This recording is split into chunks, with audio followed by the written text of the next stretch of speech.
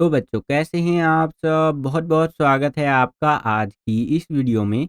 आज का ये वीडियो क्लास 12th के बच्चों के लिए बहुत ज़्यादा ख़ास होने वाला है क्योंकि इस वीडियो में हम लोग देखने वाले हैं बच्चों क्लास 12th का जो आपका फ़िज़िकल एजुकेशन का सब्जेक्ट है, हिंदी में बोले तो जो आपका शारीरिक शिक्षा का विषय है, इसका जो आपका बोर्ड एग्ज़ाम होने वाला है 18 फरवरी को। जी हाँ बच्चों, 18 फरवरी 2026 को जो आपका फ़िज़िकल एजुकेशन का बोर्ड एग्ज़ाम होने वाला है। तो इसके लिए एक इम्पॉर्टेंट हम लोग यहाँ पर सैंपल क्वेश्चन पेपर देखने वाले हैं इस वीडियो के अंदर, ठीक है? ये सैंपल पेपर आप सभी बच्चों को बहुत ज़्यादा हेल्प करेगा क्योंकि लिटरली बता रहा हूँ, जो क्वेश्चन मैं आपको करवाऊँगा ना इस सैंपल पेपर के अंदर, आप देख लीजिएगा इसी में से most of the question same to same आपके पेपर में डिट्टो रिपीट होकर के आ जाएगा। एक बारी फिर से बोलूँगा, डिट्टो रिपीट होकर के आ जाएगा, ठीक है? और जब मैं इतना बड़ा क्लेम कर रहा हूँ, इसके पीछे का मेरा जो स्ट्रॉन्ग रीज़न है वो ये है कि हमें लगभग 10 साल हो गए हैं पढ़ाते-पढ़ाते और 10 सालों में एक अच्छा खासा एक्सपीरियंस हो जाता है कि भैया ये वाला क्वेश्चन आएगा और ये वाला क्वेश्चन नहीं आएगा। तो जो क्वेश्चन हमें लगता है कि आ ही सकता है, उन क्वेश्चंस को ही हमने इन सैंपल पेपर के अंदर ऐड किया है जिससे कि ये सैंपल पेपर आपके लिए और भी ज़्यादा इम्पोर्टेंट हो जाता है। साथ ही साथ पिछले 10 साल के जो प्रीवियस ईयर के क्वेश्चन पेपर आए हुए हैं, उनको अच्छे से हमने क्या किया है बच्चों, एकदम बहुत बढ़िया तरीके से एनालाइज़ किया है। एनालाइज़ करने के बाद जो मोस्ट रिपीटेड क्वेश्चन निकलते हैं, यानी हर साल के पेपर में ऑलमोस्ट आ ही जाते हैं, उन सभी क्वेश्चंस को यहाँ पर हमने ऐड किया है जिससे कि ये सैंपल पेपर आपके लिए और भी इम्पोर्टेंट हो जाता है। तो वीडियो को पूरा ज़रूर देखिएगा हर एक क्वेश्चन का फ़ायदा उठाने के लिए। मैं देखता हूँ बहुत सारे बच्चे वीडियो को आधा देखते हैं देन वीडियो स्किप कर जाते हैं। तो वीडियो आपको स्किप नहीं करना है, पूरा वीडियो देखना है जिससे कि आप अपनी तैयारी को बहुत बढ़िया बना सकें। ठीक है बच्चों? और ये हमारा सैंपल पेपर नंबर 4 का वीडियो होने वाला है। इससे पहले मैंने 3 सैंपल पेपर ऑलरेडी अपलोड कर रखे हैं। अगर अभी तक आपने नहीं देखा है उन 3 सैंपल पेपर की वीडियोज़ को, तो आई बटन में आपको लिंक मिल जाएगा, वहाँ से क्लिक करके ज़रूर देख लीजिएगा, ठीक है? तो चलिए हम अपने वीडियो को शुरू करते हैं और ये जो हमारा चौथा सैंपल पेपर है फिज़िकल एजुकेशन का, इसको सॉल्व करते हैं बच्चों। तो हम लोग आ गए हैं सेक्शन ए के अंदर जिसको हिंदी में हम खंड ए भी कहते हैं। यहाँ पर हमसे एमसीक्यू टाइप के क्वेश्चंस पूछे जाएँगे। तो देखिए बच्चों पहला क्वेश्चन क्या पूछ रहा है हमसे कि दिए गए चित्र में आसन की पहचान कीजिए। यहाँ पर आप देख सकते हैं एक दीदी जी हैं जो कि योगा का एक आसन कर रही हैं। तो हमें बताना है कि ये जो दीदी जी हैं, ये जो योगा का आसन कर रही हैं, ये कौन-सा योगा का आसन है बच्चों? तो ये जो योगा का आसन कर रही हैं बच्चों, इसे कहते हैं हल आसन, ठीक है? जिसमें व्यक्ति जो होता है एक हल के समान हो जाता है इस तरह से, समझ रहे हैं आप? जैसे खेतों में जो पहले के ज़माने में इस्तेमाल होता था ना हल, ठीक है? तो उस तरह से जो योगा का आसन किया जाता है उसे हम लोग हल आसन कहते हैं। क्लियर है बच्चों? चलिए यही क्वेश्चन इंग्लिश मीडियम में आपका इस तरह से रहेगा। यहाँ पर आप देख सकते हैं कि identify the posture in the given picture, तो ये आपका हलासना करेक्ट आंसर हो जाएगा।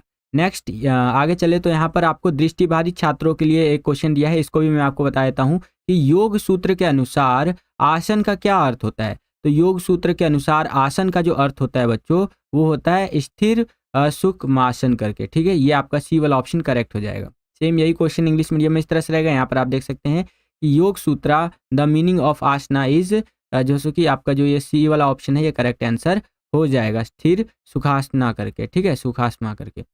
वीडियो में आगे बढ़ने से पहले एक इम्पॉर्टेंट इन्फॉर्मेशन है बच्चों, तो बड़े ध्यान से समझिएगा।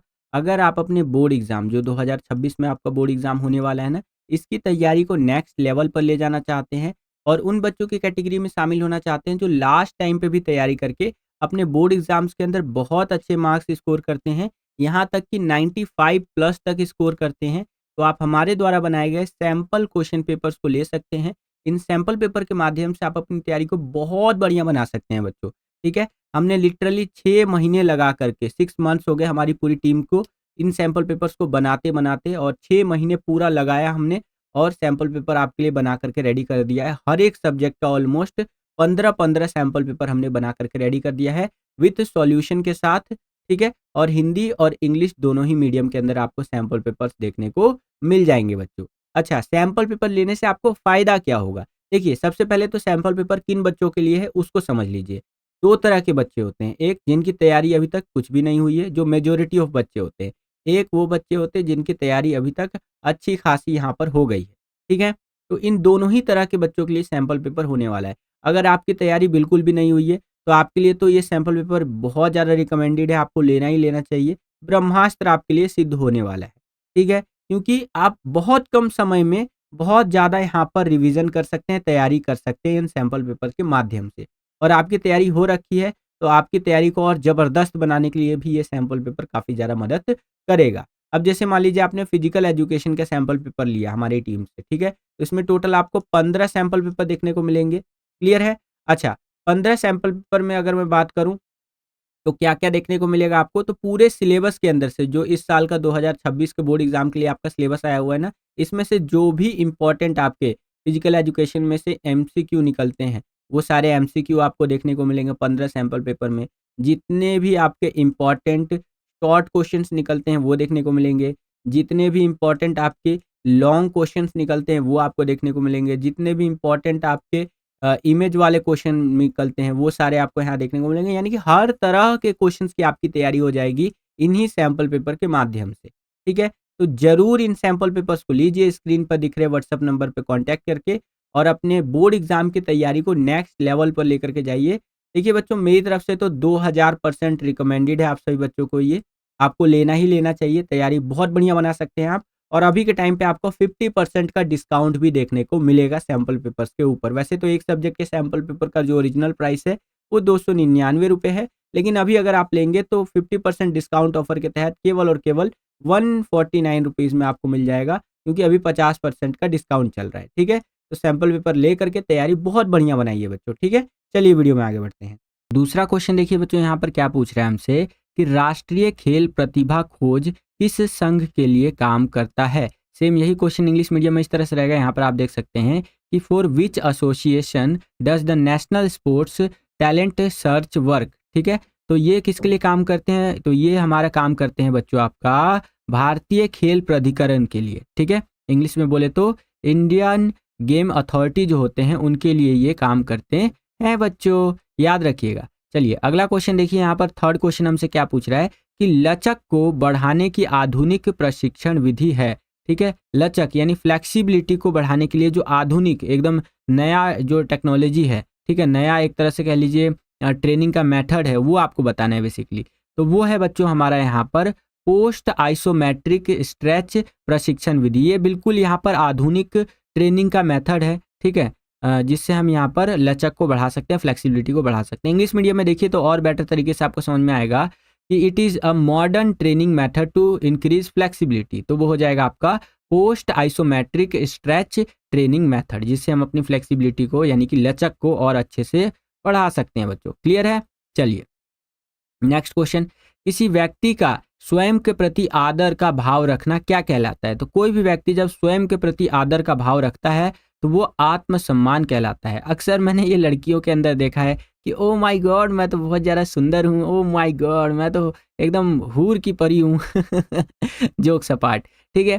तो देखिए ये बहुत अच्छी चीज़ है, हमें अपने प्रति जो है आदर का भाव रखना चाहिए। ऐसा नहीं होना चाहिए कि हमें अपने ऊपर जो है घृणा आए या अपने ऊपर गुस्सा आए, ऐसा कभी नहीं हमें करना चाहिए। अपने को लेकर ना एकदम प्राउड फील करना चाहिए कि भाई हम है यार, एकदम मस्त ज़िंदगी जी रहे हैं, अच्छे से समाज में जैसा रहना चाहिए, नैतिक शिक्षा जिस तरह से करनी चाहिए उस तरह से कर रहे हैं, ठीक है? और जीवन एकदम मस्त गुजार रहे हैं, समझ रहे हैं आप?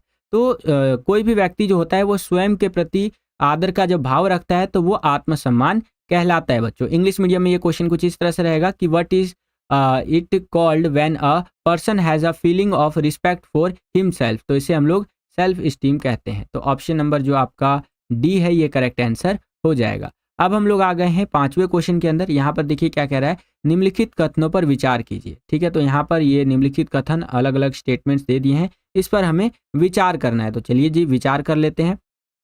पहला कथन है कि कच्चा अस्थिभंग, इसमें बोला गया है कि हड्डियों के नरम होने के कारण बचपन में ये होता है, ठीक है जी। अगला यहाँ पर देखिए क्या कहा जा रहा है कि बहुखंड अस्थिभंग जो 2 से अधिक टुकड़ों में टूटी हुई हड्डी में होता है। तो ये भी बात बिल्कुल सही कह रहा है और इनके बारे में मैंने आपको बहुत अच्छे से एक्सप्लेन करके प्रीवियस सैंपल पेपर्स के वीडियो के अंदर बता रखा है, चित्र वगैरह भी दिखा रखा है। अगर अभी तक आपने नहीं देखा है उन वीडियोस को तो आई बटन में मैं आपको सैंपल पेपर्स की वीडियो का लिंक दे दूंगा, वहां पर क्लिक करके उन वीडियोस को जरूर देख लीजिएगा बच्चों, ठीक है? तो कच्चा अस्थिभंग हो गया, बहुखंड अस्थिभंग हो गया, दोनों ही बात यहाँ पर सही कह रहा है कि बहुखंड अस्थिभंग में क्या होता है कि 2 से अधिक टुकड़ों में हमारी जो हड्डियां होती हैं बच्चों वो यहाँ पर टूट जाती हैं।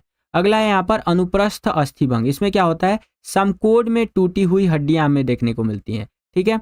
एंड लास्ट में है तिरछा अस्थिभंग, इसमें क्या होता है विकर्ण में टूटी हुई जो है हड्डियां हमें देखने को मिलती है। तो ये चारों ही जो यहाँ कथन है, जो स्टेटमेंट है, बिल्कुल सही है। तो इस हिसाब से आपका ए वाला जो ऑप्शन है, फर्स्ट, सेकंड, थर्ड और फोर्थ, ये बिल्कुल आपका करेक्ट आंसर हो जाएगा बच्चों। सेम यही क्वेश्चन इंग्लिश मीडियम में इस तरह से रहेगा कि कंसीडर द फॉलोइंग स्टेटमेंट्स। तो आपका ये चारों के चारों स्टेटमेंट है और चारों स्टेटमेंट बिल्कुल आपके सही है। तो इस हिसाब से ए वाला जो ऑप्शन है ये आपका बिल्कुल करेक्ट आंसर हो जाएगा। क्लियर है बच्चों? चलिए अब हम लोग आ गए हैं छठे क्वेश्चन के अंदर। छठा क्वेश्चन देखिए यहाँ पर क्या है कि निम्नलिखित का सही मिलान कीजिए। तो चलिए जी, सही मिलान यहाँ पर हम लोग कर देते हैं। तो अगर सही मिलान की बात करें, पहला है बाजू मोड़ने का परीक्षण। तो इसके बारे में मैंने आपको बताया था।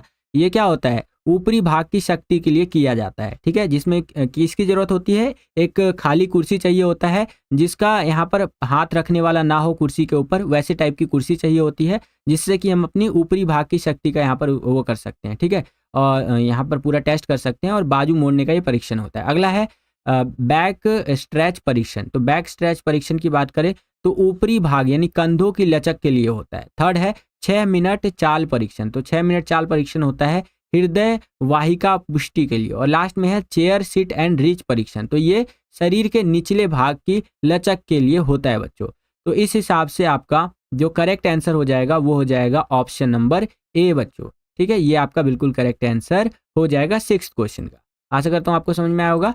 सेम यही क्वेश्चन इंग्लिश मीडियम में इस तरह से रहेगा, यहाँ पर आप देख सकते हैं बच्चों। और आपका ए वाला जो ऑप्शन है ये बिल्कुल करेक्ट आंसर हो जाएगा, ठीक है बच्चों।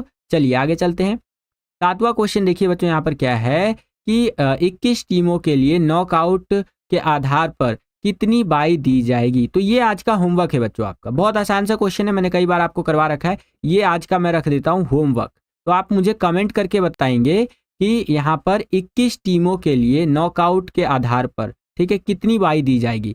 14 बाई, 16 बाई, 11 बाई या फिर 17 बाई। जो भी बच्चा सबसे पहले कमेंट करेगा और करेक्ट आंसर कमेंट करेगा, उसके कमेंट को यहाँ पर मैं हार्ट का यानी दिल का निशान दे दूंगा, ताकि और बच्चे समझ सके कि बच्चे ने बिल्कुल करेक्ट आंसर दिया है। और सबसे पहले कमेंट करने वाले बच्चे का जो कमेंट होगा ना, मैं यहाँ पर क्या करूंगा, हार्ट के निशान के साथ साथ ना उसके कमेंट को यहाँ पर पिन भी कर दूंगा, ठीक है, जिससे कि पता चले कि बच्चे ने सही आंसर के साथ साथ सबसे पहले आंसर दिया था।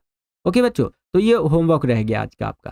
सेम यही क्वेश्चन इंग्लिश मीडियम में इस तरह से रहेगा कि how many byes will given for 21 teams on knockout basis, ठीक है। तो आप मुझे कमेंट करके बताइए। नेक्स्ट यहाँ पर क्वेश्चन देखिए, आठवां क्वेश्चन क्या है कि लक्ष्य निर्धारण की तकनीकें किसके साथ जुड़ी हुई है। जो लक्ष्य निर्धारण की तकनीकें होती है वो किस किस चीज के साथ जुड़ी हुई होती है। तो देखिए, उत्पादकता में वृद्धि। अगर हम कोई लक्ष्य निर्धारित कर लेते हैं, ठीक है, जैसे कि एग्जाम के टाइम पे अक्सर बच्चे एक लक्ष्य निर्धारित कर लेते हैं कि हाँ, अब मैं यहाँ पर फ़ोन नहीं देखूंगा, इंस्टाग्राम रील्स नहीं देखूंगा, है कि नहीं, और इस तरह से यूट्यूब शॉर्ट्स नहीं देखूंगा, पबजी नहीं खेलूंगा, फ्री फायर नहीं खेलूंगा, और अपनी पढ़ाई में लग जाऊंगा, अपने एग्जाम्स की तैयारी में लग जाऊंगा। तो इससे क्या होता है, उत्पादकता में वृद्धि होती है, प्रोडक्टिविटी में वृद्धि होती है, आप बहुत अच्छी तरीके से काम कर पाते हैं, बढ़िया तरीके से। अगला, आत्मविश्वास में वृद्धि होता है। जब आप पढ़ने लग जाते हैं तो आपको लगता है हाँ वही, अब तो मैं अच्छे से यहाँ पर वो कर सकता हूँ पढ़ाई और मैं टॉप करूंगा, ठीक है। अगला है हमारा अभिप्रेरणा में वृद्धि, ठीक है, ये भी हमें देखने को मिलता है। तो इस हिसाब से उपरोक्त सभी आपका करेक्ट आंसर हो जाएगा बच्चों। सेम यही क्वेश्चन इंग्लिश मीडियम में इस तरह से रहेगा, यहाँ पर आप देख सकते हैं goal setting techniques are associated with, ठीक है, तो productivity growth, self confidence in growth and motivation in growth. तो आपका all of the above correct answer हो जाएगा। क्लियर है बच्चों? चलिए अगला क्वेश्चन देखिए, यहाँ पर 9वां क्वेश्चन क्या है बच्चों कि राहुल एक घुड़सवार है, ठीक है, और घुड़सवारी करते समय घोड़ा और सवारी गति में होते हैं, ठीक है। तो जैसे मैं आपको बताता हूँ, मान लीजिए ये राहुल है, ठीक है, मैं आपको बनाकर बताता हूँ। जैसे राहुल का एक घोड़ा बना देते हैं हम यहाँ पर, है ना। तो ये राहुल का घोड़ा है इस तरह से, ठीक है, ये घोड़ा हो गया इस तरह से, है ना, ये इस तरह से हो गया आपका, घोड़े के 4 पैर हो गए, ये पूंछ हो गया, और ये हमारा घोड़ा हो गया। इसके घोड़े के पूंछ थोड़े वैसे है। अब इस पर राहुल बैठा हुआ है, ये देखिए राहुल है ये, ठीक है, ये ऐसे इस घोड़े पर बैठा हुआ है, और ये ढिकचिक ढिकचिक, हाँ क्या चित्र बनाया है मैंने। खैर, तो यहाँ पर फिर से क्वेश्चन को देखिए, राहुल एक घुड़सवार है। घुड़सवार मतलब कि जो घोड़े की सवारी करता है। घुड़सवारी करते समय घोड़ा और सवारी गति में होते हैं, दोनों हालांकि दौड़ रहे होते हैं तो भाई गति में तो होंगे ही, लेकिन जब घोड़ा अचानक रुक जाता है तो सवारी का निचला शरीर आराम कर जाता है, जबकि ऊपर वाला शरीर कुछ समय के लिए गति में ही रहता है। तो ऐसा क्यों रहता है वो आपको बताना है। तो ऐसा इसलिए होता है बच्चों क्योंकि यह जो है गति के यहाँ पर नियम नंबर जो पहला है, ठीक है, गति का पहला नियम इसको ये दर्शाता है, इसलिए ऐसा हमें देखने को मिलता है बच्चों। सेम यही क्वेश्चन इंग्लिश मीडियम में इस तरह से रहेगा, यहाँ पर आप देख सकते हैं। और speed of first law rule जो है, ठीक है, या फर्स्ट रूल जो है स्पीड का या मोशन का, उसके लेकर के ये चीज़ हमें देखने को मिलता है, ठीक है। और मेरा पेंटिंग वेंटिंग आजकल ना सुधरता जा रहा है। लास्ट वीडियो में भी मैंने एक पेंटिंग करके दिखाया था, और क्या पेंटिंग करता हूँ मैं। कमेंट करके बताइएगा कि 10 में से आप इस घोड़े को कितने नंबर देंगे, घोड़े और इस घोड़े पर बैठे हुए राहुल को, जो कि क्वेश्चन में बोला गया है कि इसका नाम राहुल है, तो बताइएगा जरूर। चलिए अब 10वें क्वेश्चन के अंदर हम लोग आ गए हैं, जो कि आपका अगेन अभिकथन और कारण वाला रहने वाला है। इसमें अभिकथन क्या कह रहा है कि मांसपेशियों की अतिवृद्धि हाइपर जो सो कि स्ट्रॉफी शक्ति का निर्धारण करने के लिए महत्वपूर्ण शारीरिक कारकों में से एक है, ठीक है जी। और कारण कह रहा है कि पहले की चोट शारीरिक पुष्टि के घटकों को प्रभावित कर सकती है, ओके जी। तो यहाँ पर आपका करेक्ट आंसर हो जाएगा ऑप्शन नंबर ए, यानी कि ए और आर दोनों सही है, और आर ए की सही व्याख्या करता है। दोनों ही चीज़ सही कही जा रही है बच्चों, ठीक है, और यहाँ पर सही व्याख्या भी की जा रही है। सेम यही क्वेश्चन इंग्लिश मीडियम में इस तरह से रहेगा, यहाँ पर आप देख सकते हैं। एंड आपका जो है सो कि ये रहा अर्सेशन, ये रहा रीजन, और ए वाला ऑप्शन आपका करेक्ट हो जाएगा। क्लियर है बच्चों? चलिए आगे चलते हैं।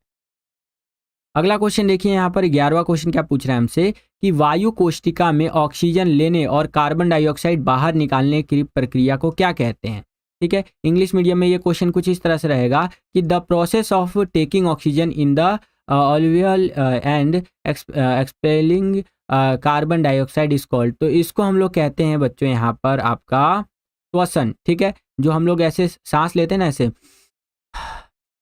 ऐसे सांस लिया हमने, ऑक्सीजन लिया, और छोड़ते क्या है हम लोग, कार्बन डाइऑक्साइड छोड़ते हैं, तो इसको श्वसन कहते हैं। इंग्लिश में इसे हम लोग कहेंगे रेस्पिरेटरी। क्या कहेंगे बच्चों? रेस्पिरेटरी। क्लियर है?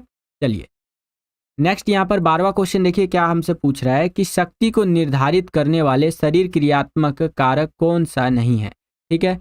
तो शक्ति को निर्धारित करने वाले अगर हम शरीर क्रियात्मक कारक की बात करें तो वो आपका लिंग नहीं होगा, ठीक है, यानी जेंडर की बात कर रहा है, ये आपका नहीं होगा। तो इस हिसाब से सी वाला ऑप्शन आपका करेक्ट हो जाएगा।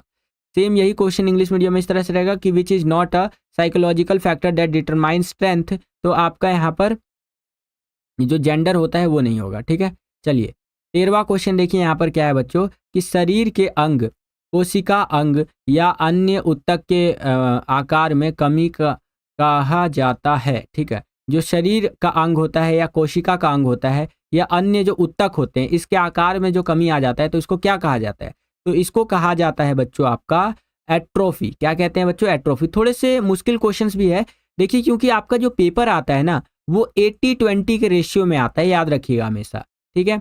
यहाँ पर अगर मैं आपके पेपर को 100% लेकर के चल रहा हूँ तो उसमें से 80% पेपर ऑलमोस्ट ईजी ही आता है, 20% पेपर टफ आता है, इसलिए मैं आपको कुछ कुछ टफ क्वेश्चन भी करवा देता हूँ, ठीक है बच्चों।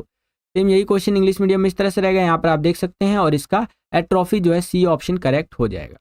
और वीडियो अगर आपको पसंद आ रहा है तो वीडियो को लाइक करते चलिए। देखिए जितना ज़्यादा वीडियो को आप लाइक करते हैं उतना ज़्यादा हमारा मोटिवेशन बढ़ता है और वीडियोस को बनाने के लिए, ठीक है बच्चों। चलिए अब हम लोग आ गए हैं 14वें क्वेश्चन के अंदर। इसमें देखिए क्या कह रहा है कि BMI 34 किस श्रेणी में आता है? तो BMI 34 जो है बच्चों ये आपका मोटापा 1, ठीक है, इसकी कैटेगरी में आता है, तो ए वाला ऑप्शन आपका करेक्ट हो जाएगा। सेम यही क्वेश्चन इंग्लिश मीडियम में इस तरह से रहेगा कि BMI 34 falls in which category? तो ओबेसिटी फर्स्ट यहाँ पर करेक्ट आंसर हो जाएगा बच्चों। नेक्स्ट क्वेश्चन देखिए, स्वास्थ्य भार आदर्श भार को नियंत्रित करने का तरीका आपको बताना है। सेम यही क्वेश्चन इंग्लिश मीडियम में इस तरह से रहेगा कि method to control healthy weight, ठीक है, या जिसको आप आइडियल वेट कह सकते हैं, क्या क्या तरीके हैं जिससे हम ये कर सकते हैं? तो देखिए स्वस्थ भार को अगर हमें मेंटेन करना है तो हमें यहाँ पर क्या करना चाहिए? हमें करना चाहिए बच्चों नियमित शारीरिक क्रियाएं करते रहनी चाहिए। आप देखेंगे जो भी व्यक्ति थोड़े से मोटे टाइप के होते हैं वो डेली बेसिस पर अपना मतलब एक्सरसाइज या फिर फिजिकल एक्टिविटी नहीं करते हैं वो, ठीक है, जिस कारण से उनके अंदर जो फैट है वो बढ़ता जाता है और एक टाइम पे वो मोटे हो जाते हैं। ज़्यादातर आप देखेंगे मोटे वो लोग होते हैं जो अक्सर जो ऑफिस वर्क करते हैं या फिर जो है सो कि जो दुकान वगैरह पे बैठते हैं अंकल वगैरह, आप देखते होंगे कि वो ज़्यादा थोड़े से ना हैवी दिखते हैं आपको। ऐसा इसलिए होता है क्योंकि वो दिन भर दुकान पे बैठे रहते हैं, फिजिकल एक्टिविटी करने का उनको समय मिल नहीं पाता है, जिस कारण से उनके अंदर फैट जमा होता जाता है, ठीक है। और धीरे धीरे धीरे धीरे धीरे आप देखेंगे उनका तोंद बाहर आ जाता है, ठीक है, और भी डिफरेंट डिफरेंट तरह का उनको दिक्कतें होने लग जाता है। इसीलिए अगर हमें अपना स्वस्थ भार मेंटेन करना है, यानी कि आइडल वेट को यहाँ पर मेंटेन करना है, तो नियमित शारीरिक क्रियाएं हमें करनी चाहिए, रेगुलरली हमें फिजिकल एक्टिविटीज़ करती रहनी चाहिए। ठीक है, सेम यही क्वेश्चन इंग्लिश मीडियम में इस तरह से रहेगा। यहाँ पर आप देख सकते हैं कि method to control healthy weight, या जिसको आप आइडल वेट कह सकते हैं। ठीक है, तो इसके लिए हमें सिंपली रेगुलरली फिजिकल एक्टिविटीज़ करनी चाहिए। तो ऑप्शन नंबर बी जो है हमारा यहाँ पर करेक्ट आंसर हो जाएगा। नेक्स्ट क्वेश्चन देखिए यहाँ पर क्या है कि निम्न में से कौन नियोजन का आवश्यक उद्देश्य नहीं है। ठीक है, इंग्लिश मीडियम में देखेंगे तो क्वेश्चन ज़्यादा अच्छे तरीके से हमें समझ में आएगा कि which of the following is not an essential objective of planning. ठीक है, तो नियोजन मतलब कि प्लानिंग की बात यहाँ पर कर रहा है। तो यहाँ पर तात्कालिकता का दबाव बढ़ाने के लिए ये हमारा यहाँ पर इसका उद्देश्य नहीं है बच्चों। ठीक है, तो ऑप्शन नंबर डी आपका यहाँ पर करेक्ट आंसर हो जाएगा 16वें क्वेश्चन का। ठीक है बच्चों, सेम यही क्वेश्चन इंग्लिश मीडियम में इस तरह से रहेगा। और to increase the pressure of urgency, ये हमें ज़रूरत नहीं है प्लानिंग के अंदर। ठीक है, क्योंकि प्लानिंग करते हैं किस लिए, ताकि हम आराम से चीज़ों को हैंडल कर सके। एकदम अर्जेंसी क्रिएट नहीं करना है हमें कि हाँ इमरजेंसी हो गया है, अर्जेंट है, ऐसा कुछ नहीं है। ठीक है, तो ये आपका option number D correct answer हो जाएगा। 17वां क्वेश्चन देखिए बच्चों, यहाँ पर क्या पूछ रहा है हमसे कि 3 से 4 वर्ष के बच्चों को लगातार डैश से ज़्यादा समय तक निष्क्रिय अथवा गतिहीन अवस्था में नहीं रहना चाहिए। ठीक है, यानी कि जो बच्चे 3 से 4 साल के होते हैं उनको कितने टाइम से ज़्यादा जो है वो गतिहीन नहीं रखना चाहिए। तो 60 मिनट से ज़्यादा जो है उनको गतिहीन नहीं रखना चाहिए, उनको कुछ ना कुछ एक्टिविटी करवाते रहना चाहिए, है ना, तो सही रहता है बच्चों आपका। तो ऑप्शन नंबर जो सी है ये आपका करेक्ट आंसर हो जाएगा। सेम यही क्वेश्चन इंग्लिश मीडियम में इस तरह से रहेगा। यहाँ पर आप देख सकते हैं कि children between 3 to 4 years of age should not remain inactive और immobile for more than 60 minutes. ठीक है, ये आवर्स आ गया, 60 मिनट्स ये आपका यहाँ पर करेक्ट आंसर हो जाएगा। ठीक है, चलिए अब हम लोग आ गए हैं 18वें क्वेश्चन के अंदर। यहाँ पर देखिए क्या कह रहा है कि निम्नलिखित का सही मिलान कीजिए। तो चलिए जी मिलान कर देते हैं। पहला है किशोर।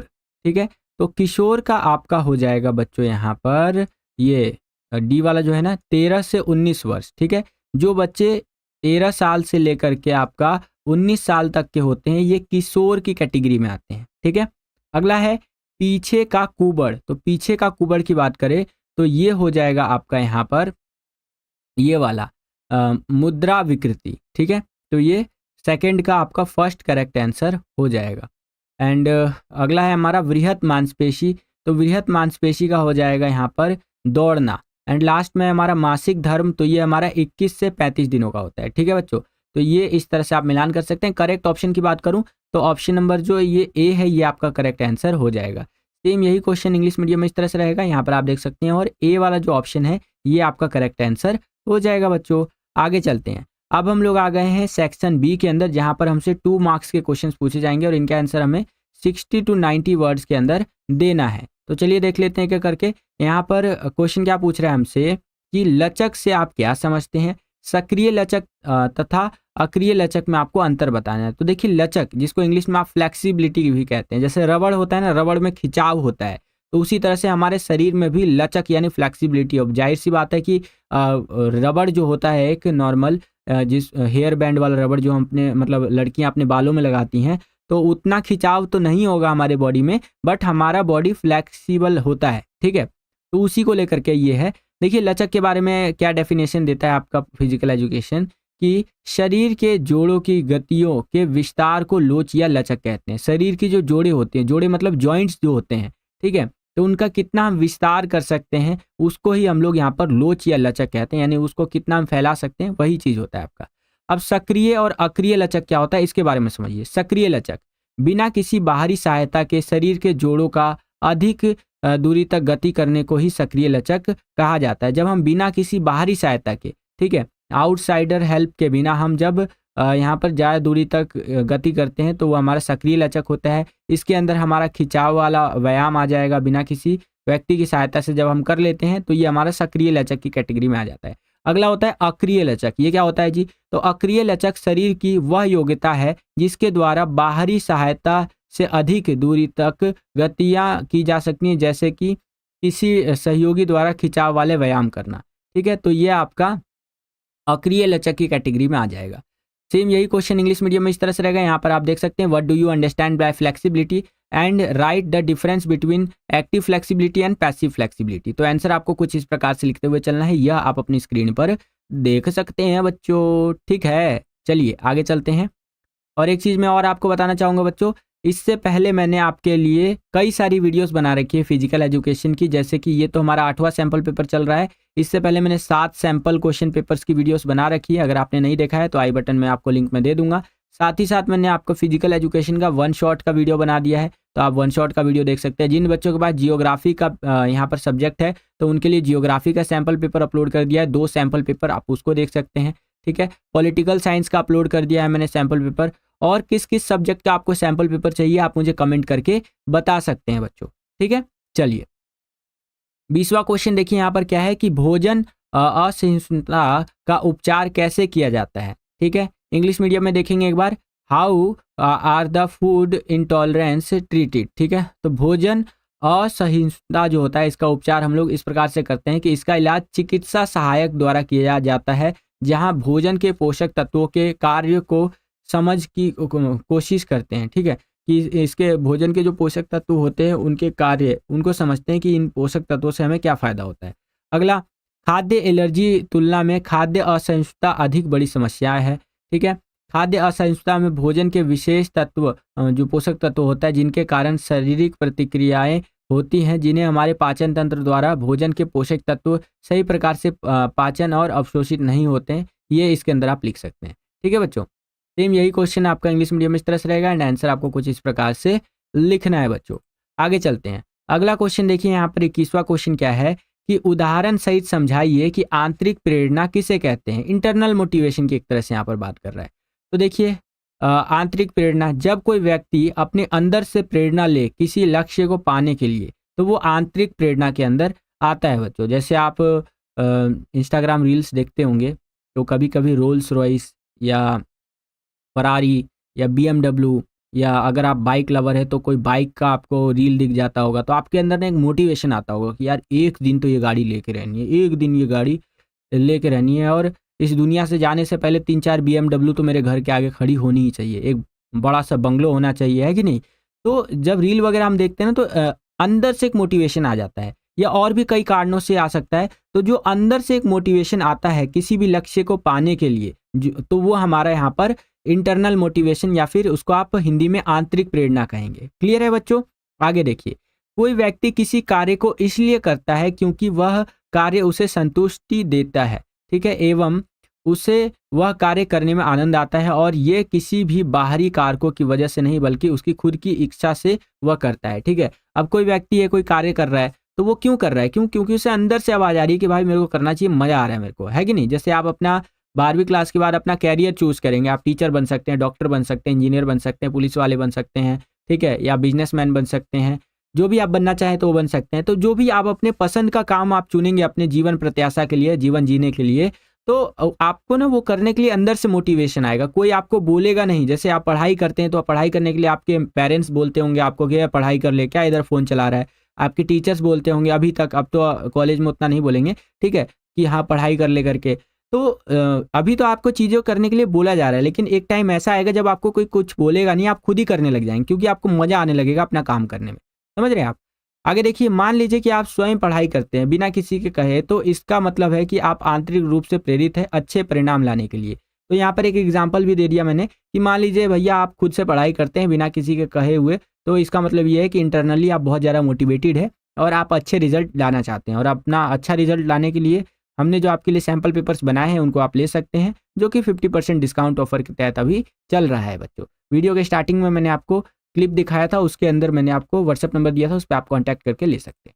चलिए, सेम यही क्वेश्चन इंग्लिश मीडियम में इस तरह से रहेगा, यहाँ पर आप देख सकते हैं एंड आंसर आपको कुछ इस प्रकार से लिखते हुए चलना है। ठीक है, इंट्रिस्टिक मोटिवेशन, ये थोड़ा सा ना मेरे को लगता है मिसटाइप हो गया है, तो ये इस तरह से रहेगा, ये आप अपनी स्क्रीन पर देख सकते हैं। आंसर बिल्कुल करेक्ट है आपका, ठीक है, क्वेश्चन में थोड़ा सा मिसटाइप हो गया आपका।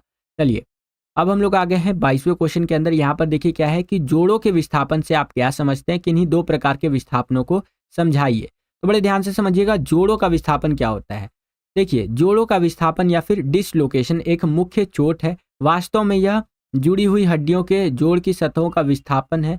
विस्थापन निम्न प्रकार के होते हैं, ठीक है। जोड़ों का विस्थापन क्या होता है? हमारे शरीर में आप देखेंगे तो हमारी जो हड्डियां हैं ना वो जुड़ी हुई है, जिसे जॉइंट्स बोला जाता है, ठीक है। तो जब वो जॉइंट्स हिल जाता है ना तो अपनी जगह से डिसलोकेट हो जाता है। मान लीजिए ये हमारा कंधे का हड्डी है यहाँ पर, ठीक है, और यहीं से हमारा हाथ है ना, इस तरह से आप अपना हाथ उठाइए, एक हाथ से फ़ोन पकड़िए और एक हाथ से हाथ मतलब दूसरा वाला हाथ उठाइए, राइट हैंड उठाइए अपना, ठीक है। तो जब आप उठाएंगे तो आप देखेंगे कि आपका जो हाथ है नीचे से क्या है, वहाँ पर आपको महसूस होगा कि यार ये जॉइंट है जिससे कि मैं अपने हाथ को मूव कर पा रहा हूँ, ठीक है। आप यहाँ पर जैसे मैं ना आपको बना के बताता हूँ, ठीक है। ये एक व्यक्ति है मान लीजिए, ठीक है, ये इसका मुंडी है, ये इस तरह से, ये ऐसे व्यक्ति है ये, और यहाँ पर ये इसका हाथ है और ये पैर है, ठीक है। तो ये जो हमने हाथ बनाया यहाँ पर, तो ये वाला जो हिस्सा है यहाँ पर आपको जॉइंट देखने को मिलेगा। हमारे पैरों में यहाँ जॉइंट है, यहाँ जॉइंट है, यहाँ जॉइंट है, ठीक है। गर्दन में भी जॉइंट है, रीढ़ की हड्डी में जॉइंट है। जितने भी आप हड्डियां देखेंगे मोस्टली आपको जॉइंट्स वहां पर देखने को मिलेगा। तो जब वो जॉइंट्स एक दूसरे से थोड़ा सा हट जाता है तो उसे हम लोग कहते हैं विस्थापन, जोड़ों का विस्थापन, या फिर इंग्लिश में डिसलोकेशन बोलते हैं, ठीक है। जॉइंट्स का डिसलोकेशन समझ में आ गया आपको। अब यहाँ पर समझते हैं विस्थापन के प्रकार के बारे में।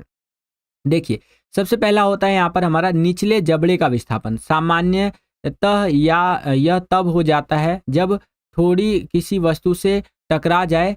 अधिक मुंह खोलने से भी निचले जबड़े का विस्थापन हो जाता है। जब हम अपने मुंह को ज़्यादा खोलते हैं ना, इस तरह से करके ज़्यादा जब खोलते हैं तो भी हमारा जो जबड़ा होता है उसमें डिसलोकेशन हो सकता है, यानी विस्थापन हो सकता है, ठीक है। अगला होता है कंधे के जोड़ का विस्थापन। कंधे के जोड़ का विस्थापन अचानक झटके या कठोर सतह पर गिरने से भी हो सकता है। इस चोट में ह्यूमरस का सिरा जो है वो सॉकेट से बाहर आ जाता है। तो जब हम अचानक से किसी सरफेस पे गिरते हैं, किसी फर्श वगैरह पे गिरते हैं, तो वहाँ पे हमारा कंधे का जो जोड़ होता है वो डिसलोकेट हो जाता है, ठीक है। तो इसे हम लोग कंधे के जोड़ का विस्थापन भी कहते हैं बच्चों। ओके, आई होप कि आपको समझ में आ गया होगा। सेम यही क्वेश्चन आपका इंग्लिश मीडियम में इस तरह से रहेगा। यहाँ पर आप देख सकते हैं, what do you understand by displacement of joints, explain any two type of displacement, ठीक है। अब यहाँ पर दो ही प्रकार पूछा था इसलिए मैंने आपको दो बताया। ज़्यादा अगर आपसे पूछा होता तो ज़्यादा आपको यहाँ पर बताना होता, बाकी आप ये देख सकते हैं, ठीक है।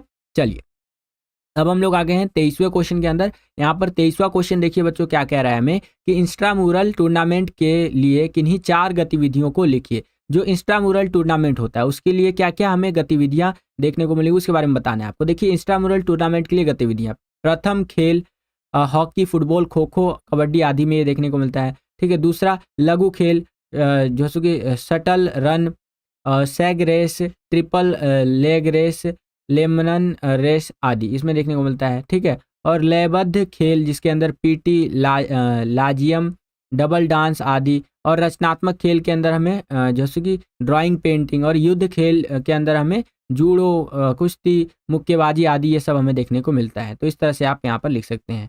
ओके बच्चों, सेम यही क्वेश्चन इंग्लिश मीडियम में इस तरह से रहेगा, ये आप अपनी स्क्रीन पर देख सकते हैं, और आंसर आपको इस प्रकार से लिखते हुए चलना है बच्चों। आगे चलते हैं। अगला क्वेश्चन देखिए, यहाँ पर 24वां क्वेश्चन बच्चों हमसे क्या पूछ रहा है कि विशेष ओलंपिक में प्रयुक्त अधिकतम प्रयास नियम का वर्णन कीजिए, ठीक है। सेम यही क्वेश्चन इंग्लिश मीडियम में इस तरह से रहेगा। यहाँ पर आप देख सकते हैं कि describe the maximum effort rule used in the special Olympic, ठीक है। ये स्पेशल ओलंपिक के अंदर या विशेष ओलंपिक कह लीजिए, इसके अंदर जो इस्तेमाल किया जाता है ना अधिकतम प्रयास नियम, इसके बारे में हमें बताना है। तो आंसर कुछ इस प्रकार से लिखेंगे, विशेष ओलंपिक में प्रयुक्त अधिकतम प्रयास नियम, जो कि इस प्रकार से है। पहला, निष्पक्षता के इरादे को प्राप्त करने के लिए एक अधिकतम प्रयास नियम यहाँ पर हमें देखने को मिलता है, जिसमें एथलीटों से अपेक्षा की जाती है कि वे विभाजन प्रक्रिया के दौरान अपना अधिकतम प्रयास करें, और कोचों से अपेक्षा की जाती है कि वे सभी एथलीटों को अपना सर्वश्रेष्ठ देने के लिए प्रेरित करें, ठीक है। तो यहाँ पर निष्पक्षता होना चाहिए, किसी के पक्ष में जाकर के कोई कोच जो है वो कुछ ना कर दे, है ना। इसको लेकर के यहाँ पर ये अपेक्षा की जाती है कि जो इतने भी कोच है वो सभी के लिए यहाँ पर निष्पक्ष होकर के सबको प्रेरित करे, मोटिवेट करे कि भैया आप अच्छा यहाँ पर कीजिए, आप अच्छा कर सकते हैं, आप अच्छा कर सकते हैं, ठीक है। ये चीज़ हो जाएगा। अगला, विशेष ओलंपिक एथलीट जो ईमानदारी से भाग नहीं लेते हैं और सभी प्रारंभिक परीक्षणों या अंतिम दौर में अधिकतम प्रयास नियम का पालन जो होता है वो नहीं करते हैं, प्रतियोगिता की सच्ची भावना का उल्लंघन करते हैं और प्रतियोगिता से अयोग्य भी हो सकते हैं। अगर कोई ऐसा करता है तो प्रतियोगिता से डिस्क्वालीफाई भी यहाँ पर उनको किया जा सकता है। क्लियर है बच्चों। सेम यही क्वेश्चन आपका इंग्लिश मीडियम में इस तरह से रहेगा, यहाँ पर आप देख सकते हैं, और आंसर आपको इस प्रकार से लिखते हुए चलना है बच्चों। ओके, तो हम लोग आ गए हैं सेक्शन सी के अंदर, जिसको हिंदी में आप खंड सी भी बोलते हैं। और यहाँ पर हमसे जो 3 मार्क्स के क्वेश्चंस होते हैं, यानी 3-3 नंबर वाले क्वेश्चंस होते हैं, वो पूछे जाएंगे। और इनका आंसर हमें 100 टू 150 वर्ड्स, जी हाँ बच्चों, 100 से 150 शब्दों में हमें 3 नंबर के क्वेश्चंस का आंसर लिखना है। तो चलिए देखते हैं क्या करके। यहाँ पर सेक्शन सी का पहला क्वेश्चन पूछ रहा है हमसे, और इस क्वेश्चन पेपर का 25वां क्वेश्चन, कि आत्मसम्मान तथा शारीरिक छवि को प्रभावित करने वाले कारक कौन से होते हैं। ठीक है, ऐसे कारक जो आपके आत्मसम्मान को यहाँ पर प्रभावित करते हैं और आपकी शारीरिक छवि को यहाँ पर प्रभावित करते हैं, अफेक्ट करते हैं, तो वो कौन कौन से होते हैं। जैसे आप लिख सकते हैं कि आत्मसम्मान तथा शारीरिक छवि को प्रभावित करने वाले कारक में आपका दूसरों से खुद की तुलना करना। अक्सर हम देखते हैं कि कई सारे लोग अपने आप की तुलना क्या करते हैं, दूसरों से करते हैं, कि यार मैं तो ऐसा हूँ और वो देख ऐसा है, वो है ना, उसके पास ये है, मेरे पास ये नहीं है। तो इससे जो हम दूसरों से अपना कंपैरिजन करते हैं ना, तो इससे कहीं न कहीं हमारे आत्मसम्मान पर और शारीरिक छवि पर प्रभाव देखने को मिलता है, खास करके हमारे आत्मसम्मान पर। ठीक है? और क्या आप लिख सकते हैं, दूसरों को हमारे प्रति व्यवहार करना। ठीक है? जो दूसरे लोग हमारे को लेकर के जो व्यवहार करते हैं ना, तो उससे कहीं न कहीं हमारे आत्मसम्मान को और शारीरिक छवि को प्रभाव पहुँचता है। ठीक है? एग्ज़ाम्पल के लिए मैं आपको बता देता हूँ। एक व्यक्ति आता है और आपकी तारीफ़ करता है कि अरे ये जो आदमी है, जैसे आपका नाम मैं यहाँ पर लिख लेता हूँ, कुछ भी ए लिख लेता हूँ, ठीक है? और एक व्यक्ति जो आ रहा है आपके जीवन में, वो बी नाम का व्यक्ति है, ठीक है? तो ये बी नाम का व्यक्ति आपके पास आया और बोला, अरे भैया ए, तुम तो यार बहुत अच्छे हो, तुम दिखने में सुंदर हो, हट्टा-कट्टा एकदम बॉडी बिल्डर आदमी हो, तो आपको एकदम बहुत ज़्यादा खुशी होगी। वहीं बी नाम का व्यक्ति आकर के और आपको बोलता है कि अरे ए नाम के लड़के, यार तू तो बहुत बेकार है यार, ठीक है?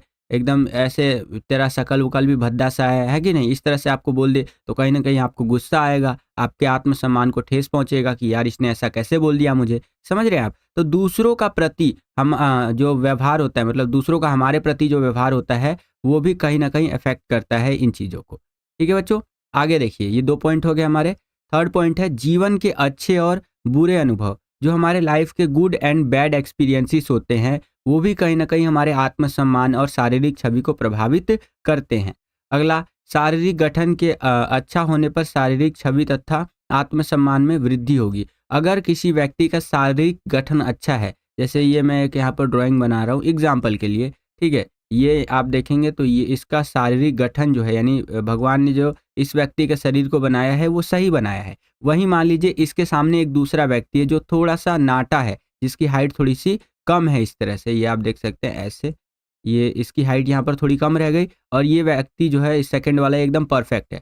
तो ये व्यक्ति जब समाज में जाएगा तो कहीं न कहीं थोड़ा-सा डिस्कम्फर्ट फ़ील करेगा, ठीक है? हो सकता है स्कूल लेवल पे इसके दोस्त इसका मज़ाक उड़ाए, है ना? एग्ज़ाम्पल के लिए बता रहा हूँ मैं आपको। लेकिन ये व्यक्ति जब भी कहीं जाएगा तो कोई भी इसका मज़ाक नहीं उड़ाएगा, क्यों? क्योंकि शारीरिक गठन इसका अच्छा है, ठीक है? तो इससे भी कहीं न कहीं हमारा कह सकते हैं कि आपका जो आत्मसम्मान वगैरह है और शारीरिक छवि है, उस पर प्रभाव पड़ता है। और अगर आपका शारीरिक गठन ठीक है, यानी आपका हाइट, वेट वगैरह सब कुछ ठीक-ठाक है, आइडियल है ये सारी चीज़ें, तो आपका आत्मसम्मान भी बढ़ेगा और आपका शारीरिक छवि भी बढ़ेगा बच्चों। क्लियर है? चलिए, अगला पॉइंट देखिए यहाँ पर क्या है कि रंग रूप अच्छा होने पर शारीरिक छवि तथा आत्मसम्मान पर सकारात्मक प्रभाव पड़ता है। हमारे जैसे देश में आप देखेंगे तो ज़्यादातर गोरे लोगों को ज़्यादा प्रायोरिटी दी जाती है। हालाँकि मैं यहाँ पर कोई काले और गोरे का भेद नहीं कर रहा हूँ, और किसी को बुरा लगा हो तो हाथ जोड़ करके नमन है। बस मैं आपको बता रहा हूँ एग्ज़ाम्पल के लिए, क्योंकि एज़ अ टीचर मुझे यहाँ पर एग्ज़ाम्पल देना ज़रूरी है, जिससे आप ईज़िली समझ सकें। ठीक है?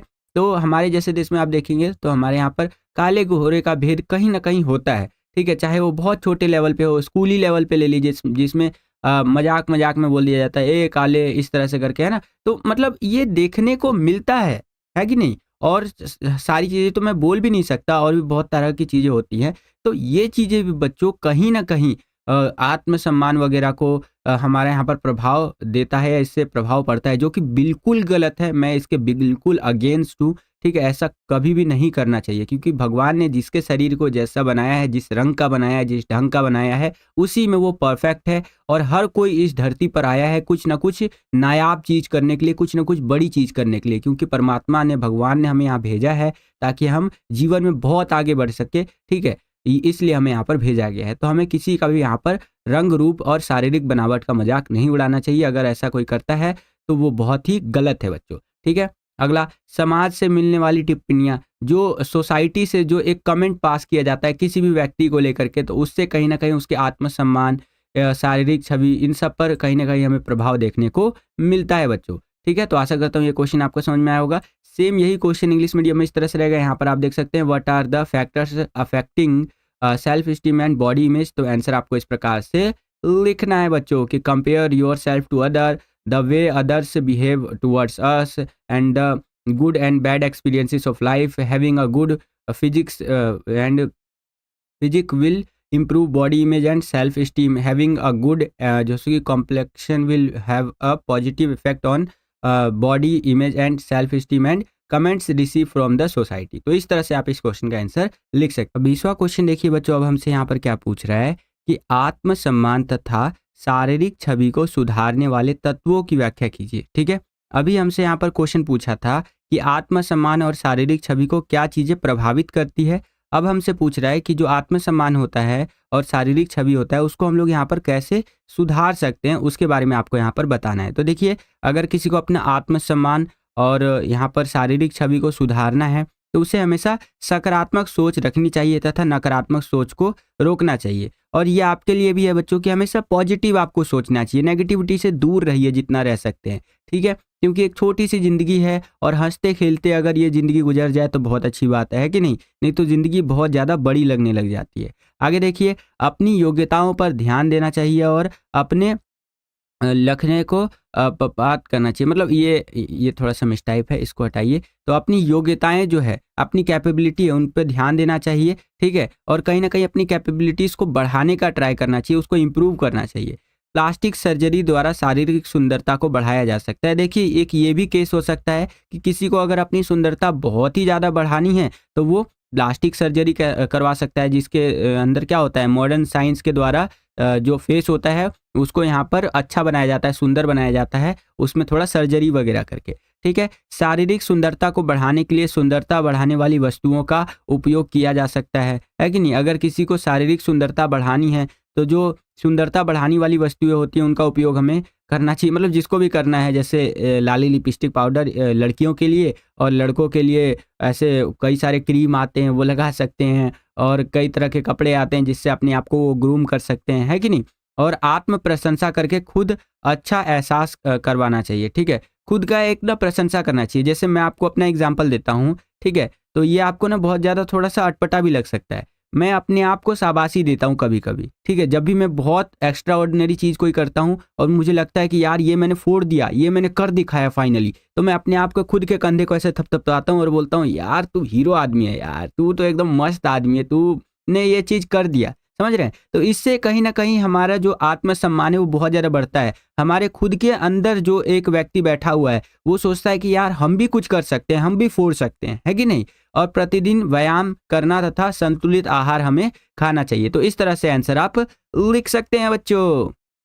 सेम यही क्वेश्चन इंग्लिश मीडियम में इस तरह से रहेगा। यहाँ पर आप देख सकते हैं कि explain the factors that improve self esteem and body image. ठीक है, तो ये रहे आपके आंसर्स। यहाँ पर वीडियो को पॉज करके आप रीड कर सकते हैं बच्चों। क्लियर है? चलिए, अब हम लोग आ गए हैं 27वें क्वेश्चन के अंदर। यहाँ पर 27वां क्वेश्चन देखिए बच्चों, हमसे क्या पूछ रहा है कि खेल प्रतिभा विकास के मुख्य उद्देश्य क्या है, कोई 6 लिखिए। ठीक है, यही क्वेश्चन इंग्लिश मीडियम में इस तरह से रहेगा। यहाँ पर आप देख सकते हैं कि what are the main objectives of sports talent development, write any 6। ठीक है, तो जो खेल प्रतिभा विकास होता है इसका मुख्य उद्देश्य क्या क्या होता है वो आपको बताना है। तो सबसे पहले आप लिख सकते हैं कि निचले स्तर पर खेल प्रतिभाओं की खोज करना। जो सबसे लोअर लेवल होता है, सबसे निचला लेवल होता है, वहाँ पर जा कर के जो खेल प्रतिभा होते हैं यानी कि स्पोर्ट्स टैलेंट होते हैं, उनको खोजना, उनको डिस्कवर करना कि यार ये बंदा बहुत अच्छा खेल रहा है, यार ये अगला विराट कोहली बन सकता है, आदरणीय विराट कोहली जी बन सकते हैं ये। ठीक है, इस तरह से आगे देखिए, प्रतिभाशील खिलाड़ियों का चयन करके उनके आकार, शरीर क्षमता, शारीरिक अक्षमता और छात्र की रुचि के आधार पर उनका करना चाहिए। ठीक है, तो जो प्रतिभाशील खिलाड़ी होते हैं, यहाँ पर टैलेंटेड जो खिलाड़ी होते हैं, प्लेयर्स होते हैं, उनका यहाँ पर चयन करना चाहिए। ठीक है, और शारीरिक क्षमता, शारीरिक अक्षमता और छात्र की रुचि के आधार पर यहाँ पर हमें करना चाहिए। ठीक है, खेल प्रतिभा विकास के मुख्य उद्देश्यों के अंदर आप ये लिख सकते हैं बच्चों। नेक्स्ट, स्कूल स्तर, जिला स्तर और राज्य स्तर पर खेल अकादमियों को बढ़ावा देना चाहिए, ठीक है। अगर हमें यहाँ पर ज़्यादा से ज़्यादा प्लेयर्स वगैरह, ठीक है, ये सब निकालने हैं और हिडन टैलेंट खोजना है, तो कहीं न कहीं हमें स्कूली स्तर पर, जिला स्तर पर, राज्य स्तर पर जो खेल अकादमी होते हैं, ठीक है, जिसे अंग्रेजी में आप स्पोर्ट्स अकेडमी भी कहते हैं, इसको बढ़ावा देना चाहिए ताकि ज़्यादा से ज़्यादा जो बच्चे हैं, ज़्यादा से ज़्यादा लोग वहाँ पे आए और अपने टैलेंट को दिखाए और कहीं न कहीं वो टैलेंट नेशनल, इंटरनेशनल लेवल पर जा सके, ठीक है। प्रतिभाशील खिलाड़ियों को खेल सुविधाओं का यहाँ पर प्रबंध करना चाहिए, ठीक है। जो प्रतिभाशील खिलाड़ी होते हैं, जो एकदम मतलब टैलेंटेड प्लेयर्स होते हैं, उनको खेल सुविधाओं का उनको प्रबंध करना चाहिए कि हाँ भैया, ये बच्चा है या ये आदमी है, ये क्रिकेट बहुत अच्छा खेलता है, तो मैं इसको क्रिकेट का बॉल ला के दे देता हूँ, मैं इसको क्रिकेट का बल्ला ला के दे देता हूँ, मैं इसका अकेडमी में एडमिशन करवा देता हूँ। अकेडमी वालों को भी ध्यान देना चाहिए कि कैसे इसको नेशनल खिलाया जाए, कैसे इंटरनेशनल ले जाया जाए, है कि नहीं। इन सभी चीज़ों का यहाँ पर ध्यान देना चाहिए, ठीक है बच्चों।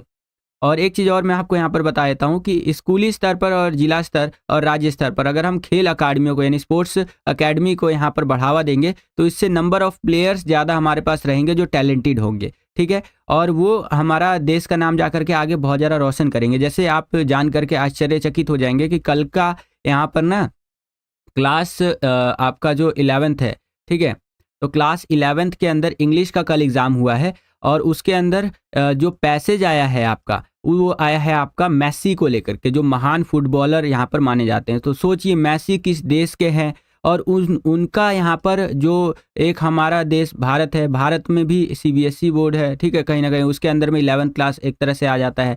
और 11th क्लास में मतलब सीबीएसई बोर्ड कह लीजिए या डीओई कह लीजिए, 11th क्लास में भी जो इंग्लिश का सब्जेक्ट है उसमें उन मेसी का यहाँ पर पैसेज आया हुआ है, उनके बारे में वो चीज़ें छपी हुई है। तो क्यों छपा हुआ है? क्योंकि वो इतने ज़्यादा महान प्लेयर है बच्चों, ठीक है। तो हमारे देश के प्लेयर्स कैसा नहीं हो सकता है क्या? ऐसा नहीं हो सकता है कि हमारे देश के प्लेयर के बारे में अमेरिका के किसी स्कूल के एग्जाम में यहाँ पर पूछ लिया जाए, जैसे विराट कोहली हो गए, ठीक है, ऐसे वहाँ के स्कूल के एग्जाम में पूछ लिया जाए, बिल्कुल पूछा जा सकता है, ठीक है। इसके लिए हमें क्या करना है? जिला स्तर, राज्य स्तर और यहाँ पर स्कूली स्तर पर ज़्यादा से ज़्यादा स्पोर्ट्स अकेडमी को बढ़ावा देना है ताकि हमारे यहाँ से भी नए नए प्लेयर्स निकले और हमारे देश का नाम दुनिया भर में ये रोशन करे, ठीक है बच्चों।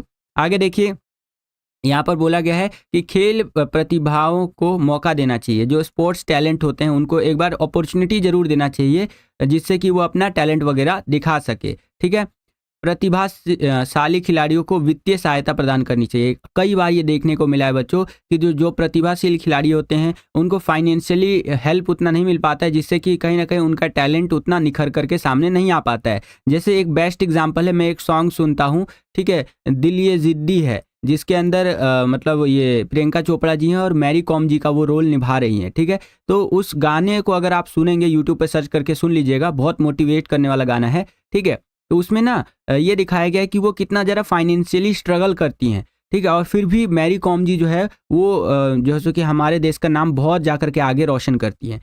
तो ऐसे बहुत सारे खिलाड़ी हैं जिनको यहाँ पर वित्तीय सहायता हमें जो है सो कि प्रदान करना चाहिए, जिससे कि वो कहीं ना कहीं हमारे देश का नाम राष्ट्रीय स्तर पर और अंतर्राष्ट्रीय स्तर पर रोशन करे, ठीक है बच्चों। अगला, खिलाड़ी का व्यक्तिगत विकास भी हमें देखना चाहिए कि उसका ओवरऑल पर्सनैलिटी डेवलपमेंट हो रहा है कि नहीं, राष्ट्रीय विकास के अंदर और रोजगार के अवसर उनको प्रदान करने चाहिए, जिससे कि ओवरऑल वो आगे बढ़े और देश को भी साथ ही साथ यहाँ पर गर्व महसूस करवाए, ठीक है। तो इस तरह से इस क्वेश्चन का आंसर आप लिख सकते हैं कि खेल प्रतिभा विकास के मुख्य उद्देश्य क्या है। तो ये सारे उद्देश्य है बच्चों जो मैंने आपको बता दिए, ठीक है। सेम यही क्वेश्चन इंग्लिश मीडियम में इस तरह से रहेगा। यहाँ पर आप देख सकते हैं कि जो ऑब्जेक्टिव्स होता है स्पोर्ट्स टैलेंट डेवलपमेंट का, तो वो कुछ इस प्रकार से होता है बच्चों, ये आप अपनी स्क्रीन पर देख सकते हैं। चलिए, परफेक्ट। अब हम लोग आ गए हैं 28वें क्वेश्चन के अंदर। 28वां क्वेश्चन देखिए बच्चों, यहाँ पर क्या है कि गति को निर्धारित करने वाले शरीर क्रियात्मक कारक कौन कौन से है, विवेचना कीजिए, ठीक है। तो जो गति को निर्धारित करते हैं, ध्यान रखिएगा, वो आपको शरीर क्रियात्मक कारक बताने हैं। तो सबसे पहला होगा आपका विस्फोटक शक्ति, ठीक है। ये क्या होता है जी? तो देखिए यहाँ पर प्रत्येक तीव्र तथा विस्फोट गतिविधि हेतु विस्फोटक शक्ति जरूरी होती है। जैसे किसी मुक्केबाजी और यहाँ पर विस्फोटक शक्ति की कमी होगी तो वह मुक्केबाज तेजी से पंच नहीं मार पाएगा, समझ रहे हैं। तो गति को निर्धारित करने वाले शरीर क्रियात्मक कारकों के अंदर सबसे पहले आप लिख देंगे विस्फोटक शक्ति, जिसके अंदर हमें बहुत ज़्यादा यहाँ पर विस्फोटक शक्ति की जरूरत होती है। एक तरह से विस्फोटक मतलब कि जैसे कुछ ब्लास्ट होता है ना, उस तरह से एग्जाम्पल के लिए बता रहा हूँ। तो हमारे शरीर के अंदर से भी एनर्जी का ब्लास्ट होता है और हम यहाँ मुक्केबाजी जो बॉक्सिंग होता है ढिकचिक ढिकचिक इस तरह से ना वो कर पाते हैं। और अगर हम यहाँ पर विस्फोटक शक्ति हमारे अंदर कम रहेगा तो हम उतना तेजी से पंच नहीं मार पाएंगे बॉक्सिंग के अंदर, ठीक है, बॉक्सिंग के जो भी स्पोर्ट्स होते हैं उसके अंदर। और मैं आपको बॉक्सिंग बोलते हुए मेरा हाथ खुद हिलने लग गया ऐसे बॉक्सिंग टाइप का। चलिए आगे चलते हैं, बैड जोक।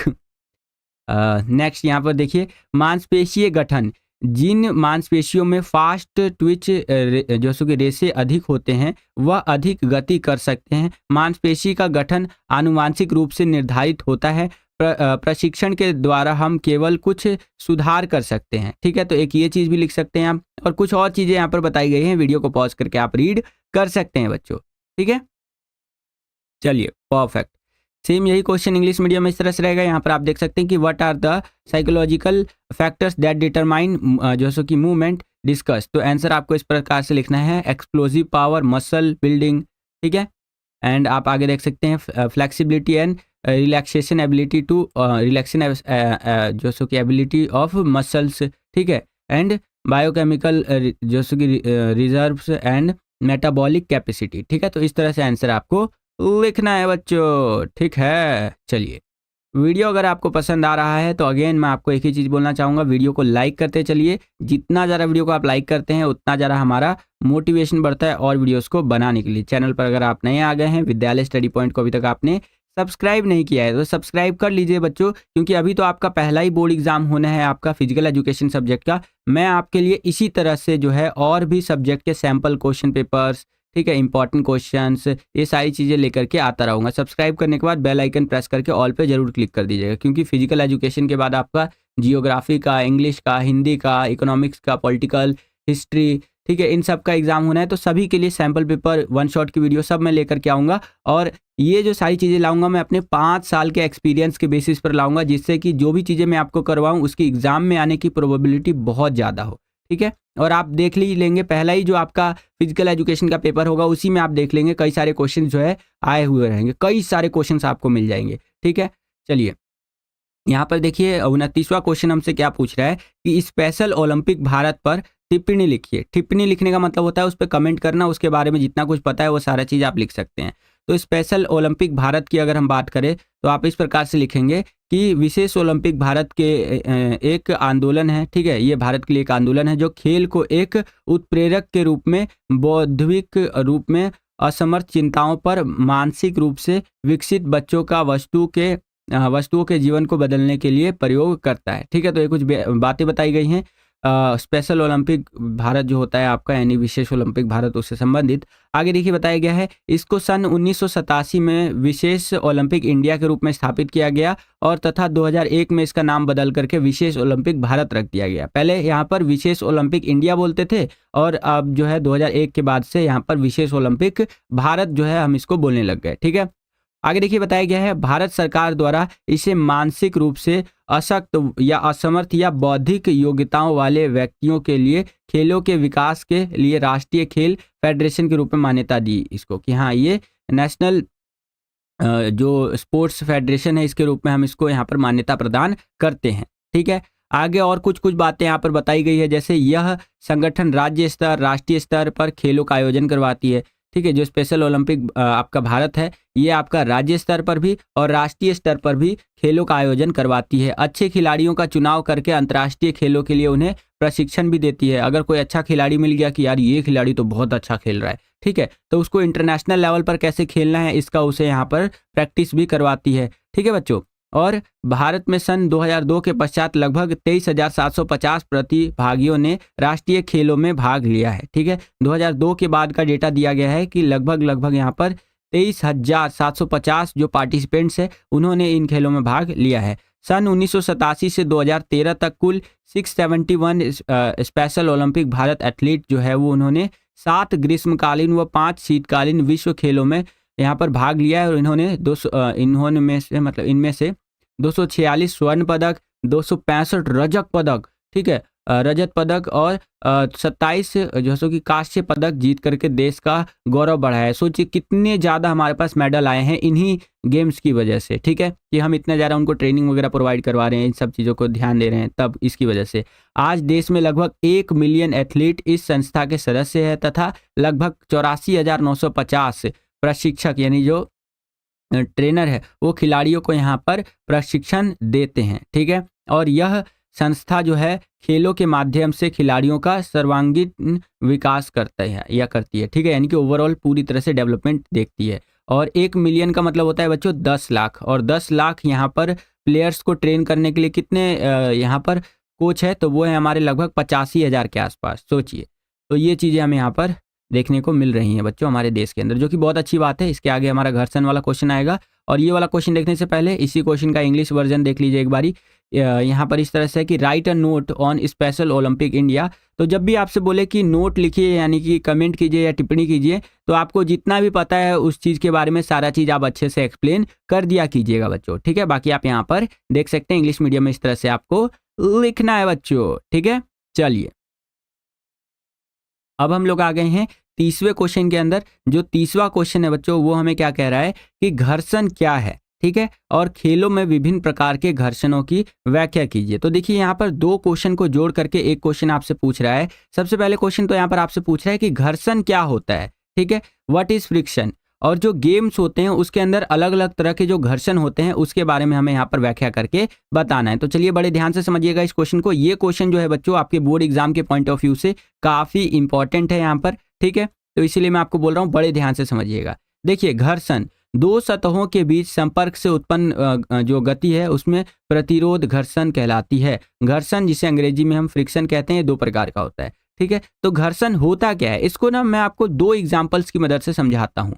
एग्जाम्पल नंबर 1, जैसे आप ये देखेंगे एक गाड़ी है बच्चों आपका, ठीक है, इस तरह से ये गाड़ी है और ये मस्त एकदम रोड पर हमारा चलेगा। ये मेरा बनाया हुआ गाड़ी है और ये रोड पर एकदम चल रहा है। तो इस गाड़ी के जो टायर है और रोड है उसके बीच में क्या हो रहा है, यहाँ पर जैसे कि प्रतिरोध उत्पन्न हो रहा है और यही घर्षण है।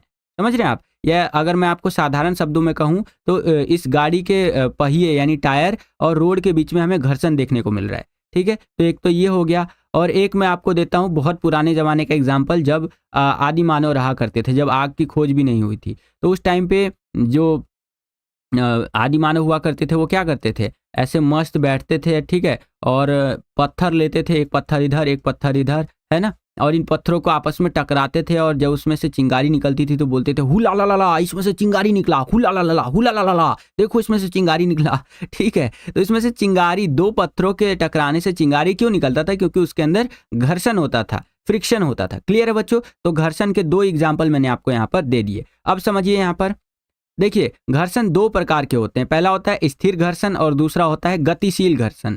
अब इनके बारे में और समझिए।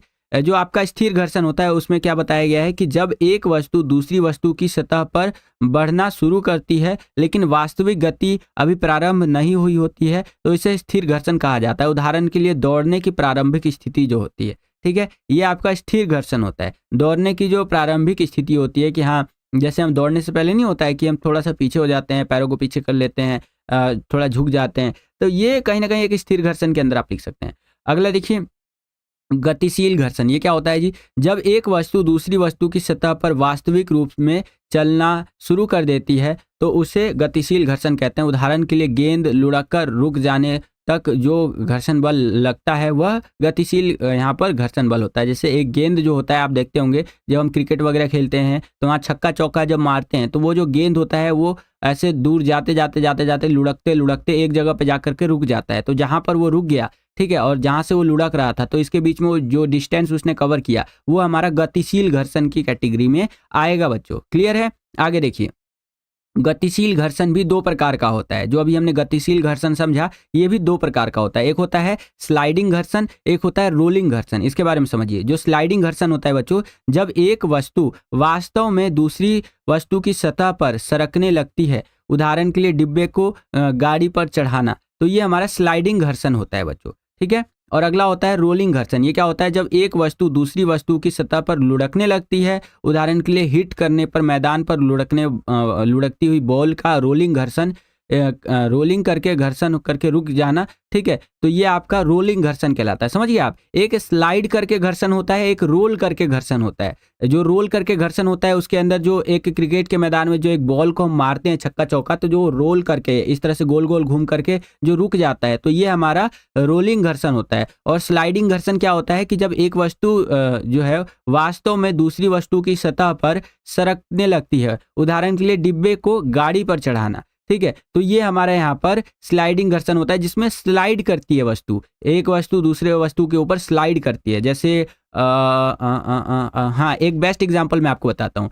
जैसे आपने देखा होगा कि जो ट्रॉली वगैरह होता है, ट्रैक्टर की जो ट्रॉलियाँ होती हैं जिसमें माल लोड करके एक जगह से दूसरे जगह ले जाया जाता है, तो जब उसको अनलोड करना होता है, मान लीजिए एक ट्रॉली के अंदर, एक ट्रैक्टर का जो ट्रॉली है पीछे वाला हिस्सा जो है उसमें यहाँ पर रेत भरा हुआ है। क्या भरा हुआ है? रेत भरा हुआ है, ठीक है। तो अगर रेत को यहाँ पर खाली करना है कहीं पर, तो ऐसा करना होगा कि मजदूर चढ़ेंगे और कस्सी वगैरह की मदद से, जो कुदाल होता है उसकी मदद से रेत को नीचे गिराएंगे, ठीक है। और दूसरा एक बेस्ट एग्जांपल ये रहेगा, मतलब बेस्ट ये तरीका रहेगा कि उस जो ट्रॉली है उसको ना ऊपर कर देंगे। जब ट्रॉली को ऊपर किया जाता है इस तरह से, तो उसके अंदर जो भी रेत भरी होती है वो स्लाइड करके नीचे आ जाती है, नीचे गिर जाती है और इकट्ठा हो जाती है रेत। आई होप कि आप समझ पा रहे होंगे मैं क्या कह रहा हूँ। तो ये कहीं ना कहीं स्लाइडिंग घर्षण का एक एग्जाम्पल है, ठीक है बच्चों।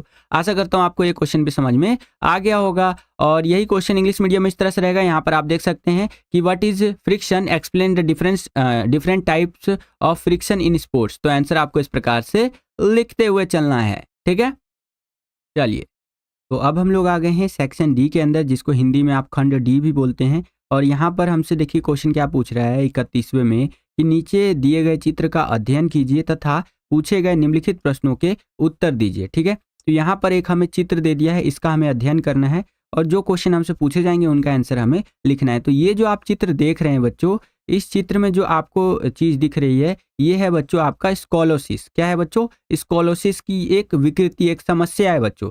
और इस समस्या में अगर आप ध्यान से ऑब्जर्व करेंगे, तो जब भी ये समस्या किसी व्यक्ति को हो जाता है, तो उसका एक कंधा जो है वो ऊपर की तरफ हो जाता है और एक कंधा नीचे की तरफ हो जाता है। ये आप देख सकते हैं, ठीक है। तो कुछ इस तरह से यहाँ पर ये आकृति बन जाती है उसकी बॉडी की, ठीक है बच्चों। तो ये चित्र हमने ऑब्जर्व कर लिया। अब देखिए इसके बेसिस पर जो हमसे क्वेश्चन पूछे जा रहे हैं उसको देख लेते हैं कि उपरोक्त चित्र में दर्शाई गई विकृति का नाम लिखिए। तो स्कोलोसिस हो जाएगा आपका। याद रखिएगा, स्कोलोसिस ऐसी यहाँ पर विकृति होती है, ऐसी प्रॉब्लम होती है जिसके अंदर व्यक्ति के शरीर में हमें ये देखने को मिलता है कि एक कंधा तो उसका ऊपर हो गया है और एक कंधा नीचे हो गया है, ठीक है। नेक्स्ट यहाँ पर क्वेश्चन है कि उपरोक्त चित्र में दर्शाई गई विकृति के 2 लक्षण लिखिए। तो यहाँ पर मैंने आपको 4 लक्षण बता दिए हैं, जैसे कि एक कंधा ऊंचा और एक कंधा नीचा हो जाता है, एक कुल्हा ऊपर तथा एक नीचे हो जाता है, शरीर का वजन एक पैर पर ज्यादा होता है, ठीक है, और एक पर कम हो जाता है, और शरीर सीधा ना होकर एक और झुका हुआ प्रतीत होता है। शरीर जो होता है ना, सीधा नहीं होता है, बल्कि ऐसा लगता है कि एक साइड में झुका हुआ है इस तरह से, ठीक है बच्चों। आप यहाँ चित्र में भी देख सकते हैं। अगला क्वेश्चन देखिए यहाँ पर क्या है, थर्ड क्वेश्चन की उपरोक्त चित्र में दर्शाई गई विकृति के सुधारात्मक उपाय लिखिए। किसी व्यक्ति को अगर ये चीज हो जाता है तो वो इसको कैसे सुधार सकता है उसके बारे में आपको बताना है। तो देखिए, तैराकी तथा लटक करके उस व्यक्ति को यहाँ पर ज्यादा से ज्यादा क्या करना चाहिए? तैराकी करना चाहिए, ऐसे पानी में जाकर के तैरना चाहिए, जिससे कि उसके दोनों हाथों का, दोनों कंधों का अच्छे से इस्तेमाल होगा और कहीं ना कहीं इस स्थिति में हमें सुधार देखने को मिलेगा। ज्यादा से ज्यादा उसे लटकना चाहिए, ठीक है, जिससे कि इसमें सुधार हो। ऐसे व्यायाम करना चाहिए जिसमें नीचे वाला कंधा और ऊपर जाए और ऊपर वाला कंधा नीचे आए, ऐसे व्यायाम ज्यादा करने चाहिए, ठीक है। तो ये आप लिख सकते हैं सुधारात्मक उपायों के अंदर। अगला, उपरोक्त चित्र में दर्शाई गई विकृति के लिए कौन सा व्यायाम करना चाहिए, ठीक है। तो अगर वो विकृति किसी को हो जाती है तो उसे कौन सा व्यायाम करना चाहिए? तो उसे त्रिकोण आसन, अधो जैसे कि मुख शासन करना चाहिए और प्लैंक करना चाहिए, ठीक है। ये सारे व्यायाम उसको करने चाहिए जिसको भी ये प्रॉब्लम हो जाती है। सेम यही क्वेश्चन इंग्लिश मीडियम में इस तरह से रहेगा। यहाँ पर आप देख सकते हैं, study the picture given below and answer the following questions asked, ठीक है। तो ये हमारा पिक्चर है और अगर हम बात करें, ये जो फिगर के अंदर दिक्कत दी गई है इसे हम लोग बोलते हैं स्कोलोसिस, ठीक है। ये जो डिफॉर्मिटी करके है, ठीक है। बाकी आप यहाँ पर क्वेश्चन देख सकते हैं और आंसर इस तरह से लिखना है आपको, ठीक है बच्चों। और सैम्पल पेपर्स अगर आप लेना चाहते हैं तो ले सकते हैं, हिंदी और इंग्लिश दोनों ही मीडियम में ये सारे सैम्पल पेपर्स अवेलेबल है। खास करके फिजिकल एजुकेशन का अगर आप सैम्पल पेपर लेते हैं बच्चों, तो ये तो आपको बहुत ज़्यादा हेल्प करेगा आपके बोर्ड एग्जाम की तैयारी के अंदर। अब हम लोग आ गए हैं यहाँ पर अगले क्वेश्चन के अंदर। यहाँ पर बच्चों थोड़ा-सा क्वेश्चन नंबर की अगर बात करें तो इसमें टाइपिंग एरर है, तो इसको भूल जाते हैं, हम क्वेश्चन को ध्यान से समझते हैं। देखिए, नीचे दिए गए चित्र का अध्ययन कीजिए तथा पूछे गए निम्नलिखित प्रश्नों के उत्तर दीजिए। यहाँ पर आप देख सकते हैं एक दीदी जी हैं जो कि कुछ तो कर रही है यहाँ पर, ठीक है? और ये जो कुछ कर रही हैं इसे बोलते हैं योगा का एक आसन जो होता है उष्ट्रासन। क्या बोलते हैं बच्चों इसको हम? उष्ट्रासन बोलते हैं, जिसमें आप देख सकते हैं ये जो दीदी जी हैं ये ना कुछ ऐसे हो गई हैं इस तरह से, है कि नहीं? पूरा अपनी बॉडी को एकदम फ्लेक्स कर दिया है, लेकिन बहुत कठिन लग रहा है। मैंने कभी ट्राई नहीं किया, इसको एक दिन ट्राई करूँगा। ये दीदी जी ने पता नहीं कैसे एकदम आसानी से कर लिया, ठीक है? आप भी ट्राई कीजिएगा बच्चों एक बार, क्या पता आपसे हो पाए कि ना हो पाए, लेकिन मुझे तो बड़ा कठिन लग रहा है ये। खैर, देखिए अब यहाँ पर हमने चित्र तो देख ही लिया, इसके आधार पर देखिए पहला क्वेश्चन क्या पूछ रहा है कि उपरोक्त चित्र में दर्शाए गए योगासन का नाम लिखिए, तो इसे हम लोग उष्ट्रासन कहते हैं, ठीक है? नेक्स्ट, उपरोक्त चित्र में दर्शाए गए योगासन का अर्थ लिखिए। ये जो योगा का आसन किया जा रहा है इसका अर्थ क्या होता है वो हमें बताना है। तो देखिए, उष्ट्रा संस्कृत भाषा का शब्द है। उष्ट्रा जो है बच्चों ये संस्कृत भाषा का शब्द है जिसका अर्थ होता है ऊंट, ठीक है? और उष्ट्रासन को अंग्रेजी में कैमल पोज भी कहा जाता है। अंग्रेजी में इसे क्या कहते हैं? कैमल पोज, ठीक है? और ये एक संस्कृत भाषा का शब्द है, इसका अर्थ होता है ऊंट। नेक्स्ट क्वेश्चन देखिए, उपरोक्त चित्र में दर्शाए गए योगासन के 2 लाभ लिखिए। तो मैंने 4 लाभ आपको बता दिया है, ठीक है? यह आसन पाचन शक्ति बढ़ाता है, जो ओवरऑल हमारा डाइजेशन सिस्टम है उसको स्ट्रांग बनाता है और पाचन शक्ति बढ़ाता है। छाती को चौड़ा करता है और मजबूत बनाता है। किसी को अपना छाती चौड़ा करना है तो ये आसन कर सकता है वो व्यक्ति। पीठ और कंधों को मजबूती देता है और पीठ के निचले हिस्से में दर्द से छुटकारा दिलाता है और रीढ़ की हड्डी में लचीलापन एवं मुद्रा में सुधार भी लाता है ये आसन, ठीक है? तो इस प्रकार से आंसर आप लिख सकते हैं। नेक्स्ट, उपरोक्त चित्र में दर्शाए गए योगासन के 2 सावधानियां लिखिए, ठीक है? कि किस स्थिति में इस योगा के आसन को नहीं करना चाहिए। तो अगर उच्च रक्तचाप और हृदय रोगी की स्थिति में है तो यह आसन नहीं करना चाहिए। किसी को हाई ब्लड प्रेशर है, ठीक है, या हार्ट से रिलेटेड कोई बीमारी है तो उसे ये आसन नहीं करना चाहिए, इसे अवॉइड करना चाहिए। हर्निया तथा अधिक कमर दर्द की स्थिति में आसन नहीं करना चाहिए। अगर किसी को हर्निया की प्रॉब्लम है, ठीक है, और ज़्यादा कमर दर्द हो रहा है तो नहीं करना चाहिए। और साइटिका एवं स्लीप डिस्क की स्थिति में यह आसन नहीं करना चाहिए, ठीक है बच्चों? तो इस तरह से आंसर आप लिख सकते हैं। सेम यही क्वेश्चन इंग्लिश मीडियम में इस तरह से रहेगा, यहाँ पर आप देख सकते हैं, और इसके बेसिस पर इस तरह से क्वेश्चन हमसे पूछे जा रहे हैं और आंसर आपको इस प्रकार से लिखते हुए चलना है बच्चों, ठीक है? चलिए, परफेक्ट। ओके, तो अब हम लोग आ गए अपने अगले क्वेश्चन के अंदर। यहाँ पर अगला क्वेश्चन देखिए क्या कह रहा है कि नीचे दिए गए चित्र का अध्ययन कीजिए तथा पूछे गए निम्नलिखित प्रश्नों के उत्तर दीजिए। तो यहाँ पर आप देख सकते हैं एक चित्र दिया गया है और इसका हमें स्टडी करना है और इसके बेसिस पर जो क्वेश्चन पूछे जाएंगे उसका आंसर हमें लिखना है। तो इस चित्र में आप देखेंगे एक व्यक्ति है जो एक कुर्सी पर बैठे हुए हैं, ठीक है? और ये कुर्सी ऐसी है ना जिसके आप देखेंगे तो इस पर एक होता है ना हाथ रखने वाला दिया होता है कि कुर्सी पर बैठे तो यहाँ पर हाथ रखने वाला होता है, वो इस पर नहीं है, ठीक है? तो यहाँ पर जो ये कर रहे हैं इसको बोलते हैं चेयर सीट व परीक्षण, रिच परीक्षण, ठीक है? क्या बोलते हैं? चेयर सीट व परीक्षण, रिच परीक्षण जिसको आप कहते हैं। इंग्लिश में आपको एक बार मैं दिखा देता हूँ, ये देखिए, chair seat and rich testing बोलते हैं इसको इंग्लिश में, ठीक है? नेक्स्ट क्वेश्चन, उपरोक्त चित्र में दर्शाए गए टेस्ट का उद्देश्य क्या होता है? ये जो यहाँ पर टेस्ट किया जाता है इसका उद्देश्य होता क्या है? तो वरिष्ठ नागरिकों के शरीर के निचले भाग की लचक का मूल्यांकन करने के लिए ये किया जाता है यहाँ पर इस आसन को, और सामान्य चाल तथा विभिन्न गतिशीलता संबंधित कार्यों के लिए जैसे कार में बैठना अथवा जूते का फीता बांधना, उसके लिए यहाँ पर ये टेस्ट किया जाता है कि फ्लेक्सिबिलिटी कितना है अभी, ठीक है? जो वरिष्ठ नागरिक होते हैं उनके शरीर का जो निचला वाला हिस्सा होता है उसकी फ्लेक्सिबिलिटी को जांचने के लिए किया जाता है कि भैया अगर ये आप कार में बैठ रहे हैं, ठीक है, तो आपका यहाँ पर आप बैठ भी पा रहे हैं परफेक्टली कि नहीं, कि अगर आप जूते का फीता बांधना चाहते हैं कि बांध पाएंगे कि नहीं, तो इसलिए ये टेस्ट किया जाता है। नेक्स्ट क्वेश्चन देखिए यहाँ पर क्या है हमारा कि उपरोक्त चित्र में दर्शाए गए टेस्ट के लिए आवश्यक सामग्री लिखिए। तो इस टेस्ट को अगर किसी को करना है तो आवश्यक सामग्री के अंदर लिखा जा सकता है यहाँ पर पैमाना यानी स्केल होना चाहिए, 44 सेंटीमीटर कुर्सी सीधी बैक वाली होनी चाहिए, है ना? इस तरह से आप देख सकते हैं एकदम सीधा बैक हो जिसका, ये कुर्सी होना चाहिए। अगला देखिए, उपरोक्त चित्र में दर्शाए गए टेस्ट की प्रक्रिया लिखिए और ये 1 मार्क्स का रहेगा, तो हमें 2 ही पॉइंट के अंदर बता देना है। वैसे मैंने पूरे डिटेल में बता दिया आपको कि कुर्सी को दीवार से सटाकर रखते हैं, ठीक है, ताकि प्रतिभागी किनारे पर आराम से बैठ सके।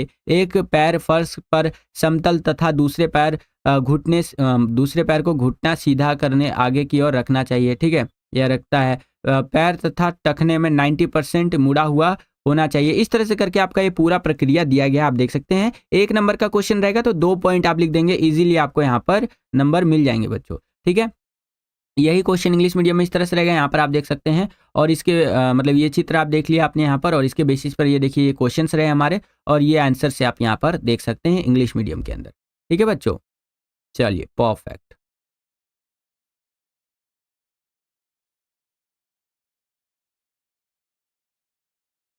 ओके।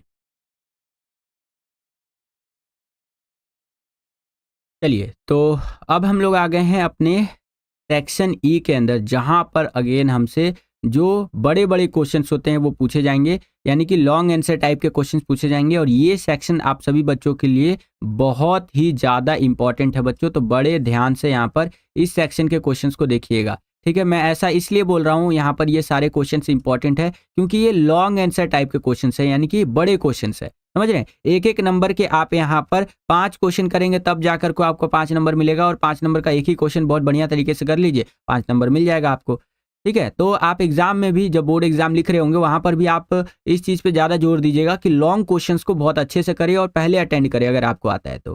खैर, यहाँ पर 34वां क्वेश्चन देखिए क्या है कि एक व्यक्ति के लिए वसा क्यों आवश्यक है, अथवा वसा की उपयोगिता समझाइए। ठीक है? एक व्यक्ति होता है, उसके लिए जो वसा होता है यानी कि फैट जो होता है, वो क्यों ज़रूरी होता है, और जो वसा की उपयोगिता है, फैट की जो यहाँ पर उपयोगिता है, ठीक है? उसके बारे में हमें बताना है। तो देखिए, एक व्यक्ति के लिए वसा अति आवश्यक है, क्योंकि वह हमारे आहार में उपस्थित सभी पोषक पदार्थों में सबसे ज़्यादा ऊर्जा प्रदान करने वाला पोषक तत्व होता है। ठीक है? एक व्यक्ति के अंदर आप देखेंगे तो अगर वसा यानी फैट ठीक-ठाक अमाउंट में है, तो वो व्यक्ति यहाँ पर सही रहता है। क्यों? क्योंकि फैट जो है वो सबसे ज़्यादा एनर्जी यहाँ पर देता है उसके बॉडी को। ठीक है बच्चों? आगे देखिए, इसलिए यहाँ पर लिखा गया है वसा हमारे आहार में उपस्थित सभी पोषक पदार्थों में सबसे ज़्यादा ऊर्जा हमें प्रदान करता है। 1 ग्राम वसा से हमें 9 से 11 कैलोरी ऊर्जा प्राप्त होती है, 1 ग्राम वसा से केवल सोचिए। आवश्यकता से अधिक कार्बोहाइड्रेट भी शरीर में वसा के रूप में संचित होता है। ठीक है? डेली बेसिस पर हम लोग जो कार्बोहाइड्रेट लेते हैं, कॉम्प्लेक्स कार्बोहाइड्रेट, ठीक है? तो उससे भी हमारे बॉडी में कहीं न कहीं कार्बोहाइड्रेट आता है, और एक्स्ट्रा कार्बोहाइड्रेट जब हम लेते हैं खाने के माध्यम से, तो वो डिपॉज़िट होता जाता है, यानी कि स्टोर्ड होता जाता है हमारे शरीर के अंदर, उसका भंडारण होता जाता है फैट के रूप में। ठीक है? इससे शरीर को चर्बी प्राप्त होती है। और देखिए बहुत सारे लोग आपको ये बोलते हुए मिल जाएँगे कि अरे शरीर में चर्बी बढ़ना अच्छी बात नहीं है। नहीं, शरीर में चर्बी का होना बहुत ज़रूरी होता है। समझ रहे हैं आप? चर्बी जिसके शरीर में ठीक-ठाक अमाउंट में होगा, वो व्यक्ति एक हेल्दी व्यक्ति होगा। जिसके शरीर में चर्बी नहीं है, वो तो यहाँ पर पतला होगा, सिंपल सी बात है ना? तो चर्बी का होना भी बहुत ज़्यादा ज़रूरी है, लेकिन यहाँ पर ज़्यादा मात्रा में हमें चर्बी यहाँ पर नहीं चाहिए बच्चों। ठीक है? आगे देखिए, लंबे समय तक चलने वाली शारीरिक क्रियाओं में यह ऊर्जा के स्रोत के रूप में काम आती है। अगर किसी के बॉडी में फैट जो है, जो वसा है, वो ठीक-ठाक अमाउंट में है, तो वो लंबे समय तक जो कोई भी फिजिकल एक्टिविटी हो, वो कर सकता है, और ये जो फैट है, जो वसा है, उसको एक यहाँ पर ऊर्जा प्रदान करेगा। ठीक है? जैसे गाड़ी को चलने के लिए फ्यूल की ज़रूरत होती है, तो कहीं न कहीं वसा हमारे शरीर को चलाने के लिए एज़ अ फ्यूल की तरह काम करता है। ठीक है? आप ये कह सकते हैं। आगे देखिए, इससे विटामिन ए, डी, ई व के अवशोषण में भी सहायता मिलती है। जो विभिन्न प्रकार के विटामिन होते हैं आपके, विटामिन ए, डी, ई और के, ठीक है? तो इसको जो हमारा बॉडी एब्ज़ॉर्ब करता है, तो उसके अंदर कहीं न कहीं जो वसा होता है, वो एक महत्वपूर्ण भूमिका निभाता है। मांसपेशीय ऊतक के निर्माण व शरीर के कोमल अंगों जैसे हृदय, गुर्दे आदि को सुरक्षा यह प्रदान करता है, और शरीर को सुडौल बनाता है, तथा संक्रामक रोग, ठीक है, जो यहाँ पर संक्रमण से फैलते हैं एक दूसरे से, उससे बचाने में हमारे शरीर की जो प्रतिरोध क्षमता होता है उसको भी ये बढ़ाता है, यानी कि हमारा बॉडी का ओवरऑल इम्यून सिस्टम को भी ये मजबूत बनाता है बच्चों। ठीक है? इसकी अधिकता कि इसकी अधिकता से मोटापा व दिल की बीमारियों का खतरा बढ़ जाता है। एक लिमिटेड अमाउंट में तो सही होता है फैट, लेकिन अगर ये ज़्यादा अमाउंट में किसी के शरीर में है, तो वो व्यक्ति मोटा हो जाएगा और उसको हार्ट की प्रॉब्लम हो सकती है। ठीक है? और वसा के स्रोत क्या-क्या होते हैं? तो दूध होता है, ठीक है? दूध से बनी हुई चीज़ें जैसे कि घी, वनस्पति तेल, सूखे मेवे आदि, ये वसा के मुख्य स्रोत हैं। यहाँ से आप वसा प्राप्त कर सकते हैं, यानी कि फैट गेन कर सकते हैं बच्चों। सेम यही क्वेश्चन इंग्लिश मीडियम में इस तरह से रहेगा। यहाँ पर आप देख सकते हैं, why is fat necessary for a person, और explain the usefulness of fat. ठीक है? तो fat is very essential for a person. ठीक है? बाकी आप यहाँ पर देख सकते हैं, इस तरह से आंसर आपको लिखना है बच्चों। आशा करता हूँ आपको समझ में आ रहा होगा। ठीक है? चलिए परफेक्ट। ओके।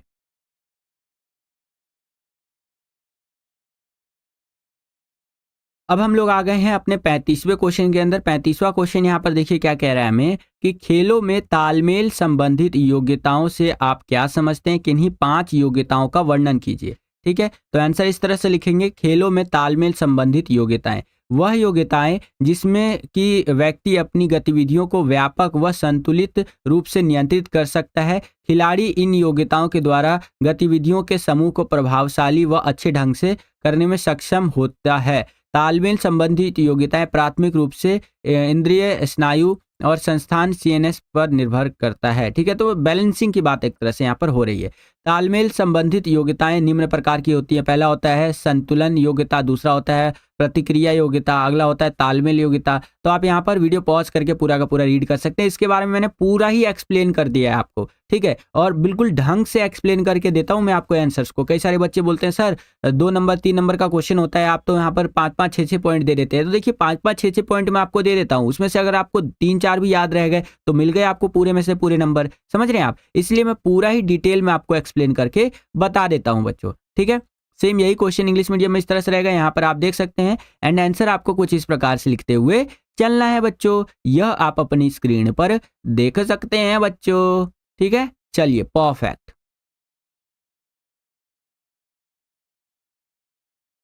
ओके, आगे चलते हैं। अब हम लोग आ गए हैं 36वें क्वेश्चन के अंदर। यहाँ पर देखिए क्या कह रहा है हमें कि भारत में समावेश के कार्यक्रम को प्रभावी ढंग से लागू करने के लिए अपने सुझाव दीजिए।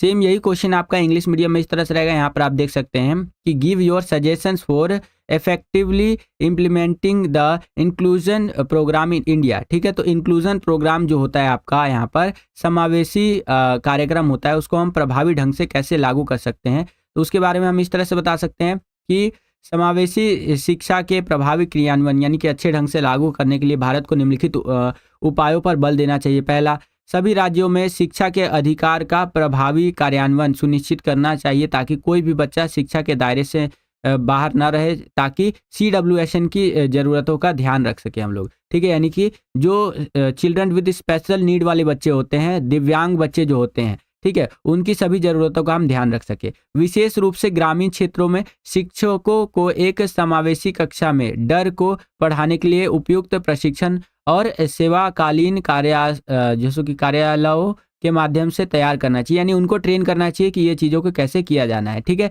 सीखने में कठिनाई वाले बच्चों को नियमित पाठ्य विधियों तक पहुंच प्रदान करने के लिए स्कूलों, पाठ्यक्रम और सुविधाओं के नियंत्रण विश्लेषण के माध्यम से एक सहायक टीम का विकास करना चाहिए जो स्कूलों में सपोर्ट करे कहीं ना कहीं जा करके। ठीक है, टीचर्स को भी और वेल ट्रेंड करना चाहिए। यहाँ पर और भी कुछ कुछ बातें यहाँ पर लिखी गई हैं, वीडियो को पॉज करके आप रीड कर सकते हैं बच्चों। क्लियर है?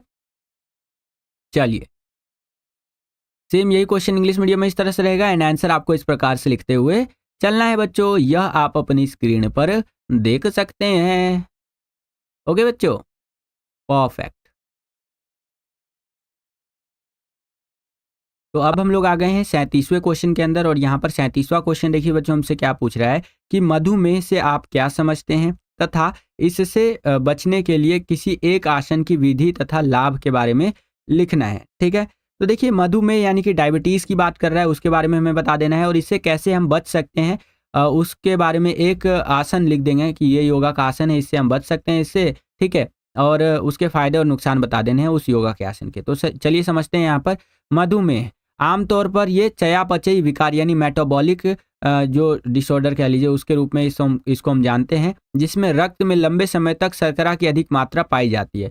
मधुमेह में या तो पेनक्रियाज अग्नाशय पर्याप्त इंसुलिन नहीं बना पाता है, शरीर की कोशिकाएं बनाए गए इंसुलिन को ठीक से प्रतिक्रिया नहीं कर पाती है। देखिए जब भी हम यहाँ पर खाना खाते हैं या कोई मीठी चीज़ खाते हैं तो उस मीठी चीज़ को कंट्रोल करने के लिए हमारा खून जो है ना वो उस चीज़ को टैकल करने के लिए, ठीक है, हमारे खून में तो नहीं कहेंगे, हमारे पेट जो होता है यहाँ पर पेट के नीचे एक अग्नाशय होता है, वो इंसुलिन रिलीज करता है। एक तरह का पदार्थ होता है जो उन चीज़ों के साथ मिल करके मीठी चीज़ों के साथ मिल करके बैलेंस क्रिएट करता है। ठीक है, तो जब अग्नाशय जो होता है वो पर्याप्त इंसुलिन रिलीज नहीं कर पाता है, या फिर जो हम वो खा रहे हैं मीठी चीज़ें और जो हमारा इंसुलिन रिलीज हो रहा है वो ढंग से नहीं हो रहा है, और यहाँ पर वो पाचन सही से नहीं हो पा रहा है उन चीज़ों का, तो यहाँ पर डायबिटीज़ का समस्या हमें देखने को मिलता है, जिसे हम यहाँ पर हिंदी में मधुमेह की प्रॉब्लम कहते हैं।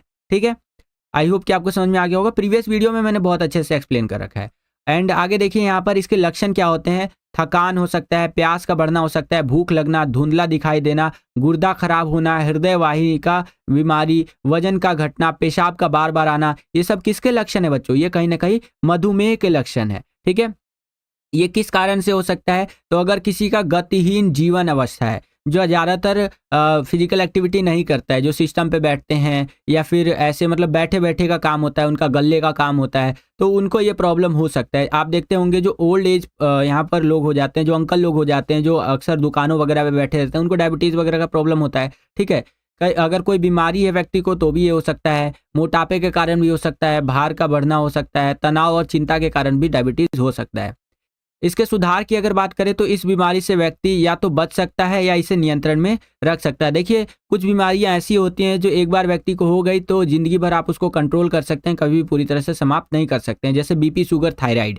ठीक है, तो ये बीमारी भी उन्हीं में से एक है कि भैया एक बार हो गया व्यक्ति को तो कभी भी इसको खत्म नहीं किया जा सकता, कोई भी इसका दवाई नहीं बनाए जो इसको खत्म कर दे, बस हम इसको कंट्रोल में रख सकते हैं। ठीक है, यदि वह भुजंगासन करता है, पश्चिमोत्तासन कर सकता है, मतलब करता है, पवन मुक्तासन करता है और मत्स्येंद्रासन करता है, इसका अभ्यास करता है, तो इस चीज़ को सुधारा जा सकता है।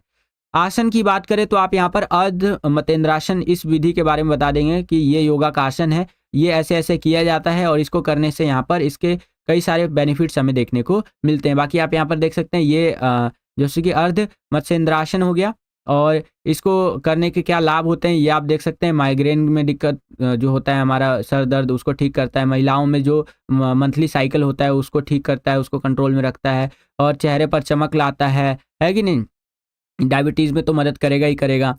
और ये करने के विधि क्या होता है वो आप देख सकते हैं, इसके लाभ। बाकी देखिए, पश्चिमोत्तासन के बारे में भी बताया गया है। यहाँ तो मैंने आपको ये जैसे कि मत्स्येंद्रासन के बारे में बता दिया। इसके नीचे आप देखेंगे तो पश्चिमोत्तासन, ये भी योगा का आसन होता है, इसके बारे में भी बता दिया मैंने कि ये कैसे किया जाता है, इसके लाभ क्या होते हैं, ये भी मैंने आपको यहाँ पर लिख करके बता दिया है, ये आप यहाँ पर देख सकते हैं। तो एक योगा के आसन के बारे में पूछा तो मैंने दो दो आपको बता दिया है। ठीक है, दोनों में से कोई एक भी याद रख लीजिएगा और उसको एग्जाम में लिख करके आ जाइएगा, तो आपको पूरे में से पूरे नंबर मिल जाएंगे अगर ये क्वेश्चन आता है तो। ठीक है, सेम यही क्वेश्चन इंग्लिश मीडियम में इस तरह से रहेगा। यहाँ पर आप देख सकते हैं, एंड आंसर आपको इस प्रकार से लिखते हुए चलना है बच्चों। ओके, चलिए, परफेक्ट।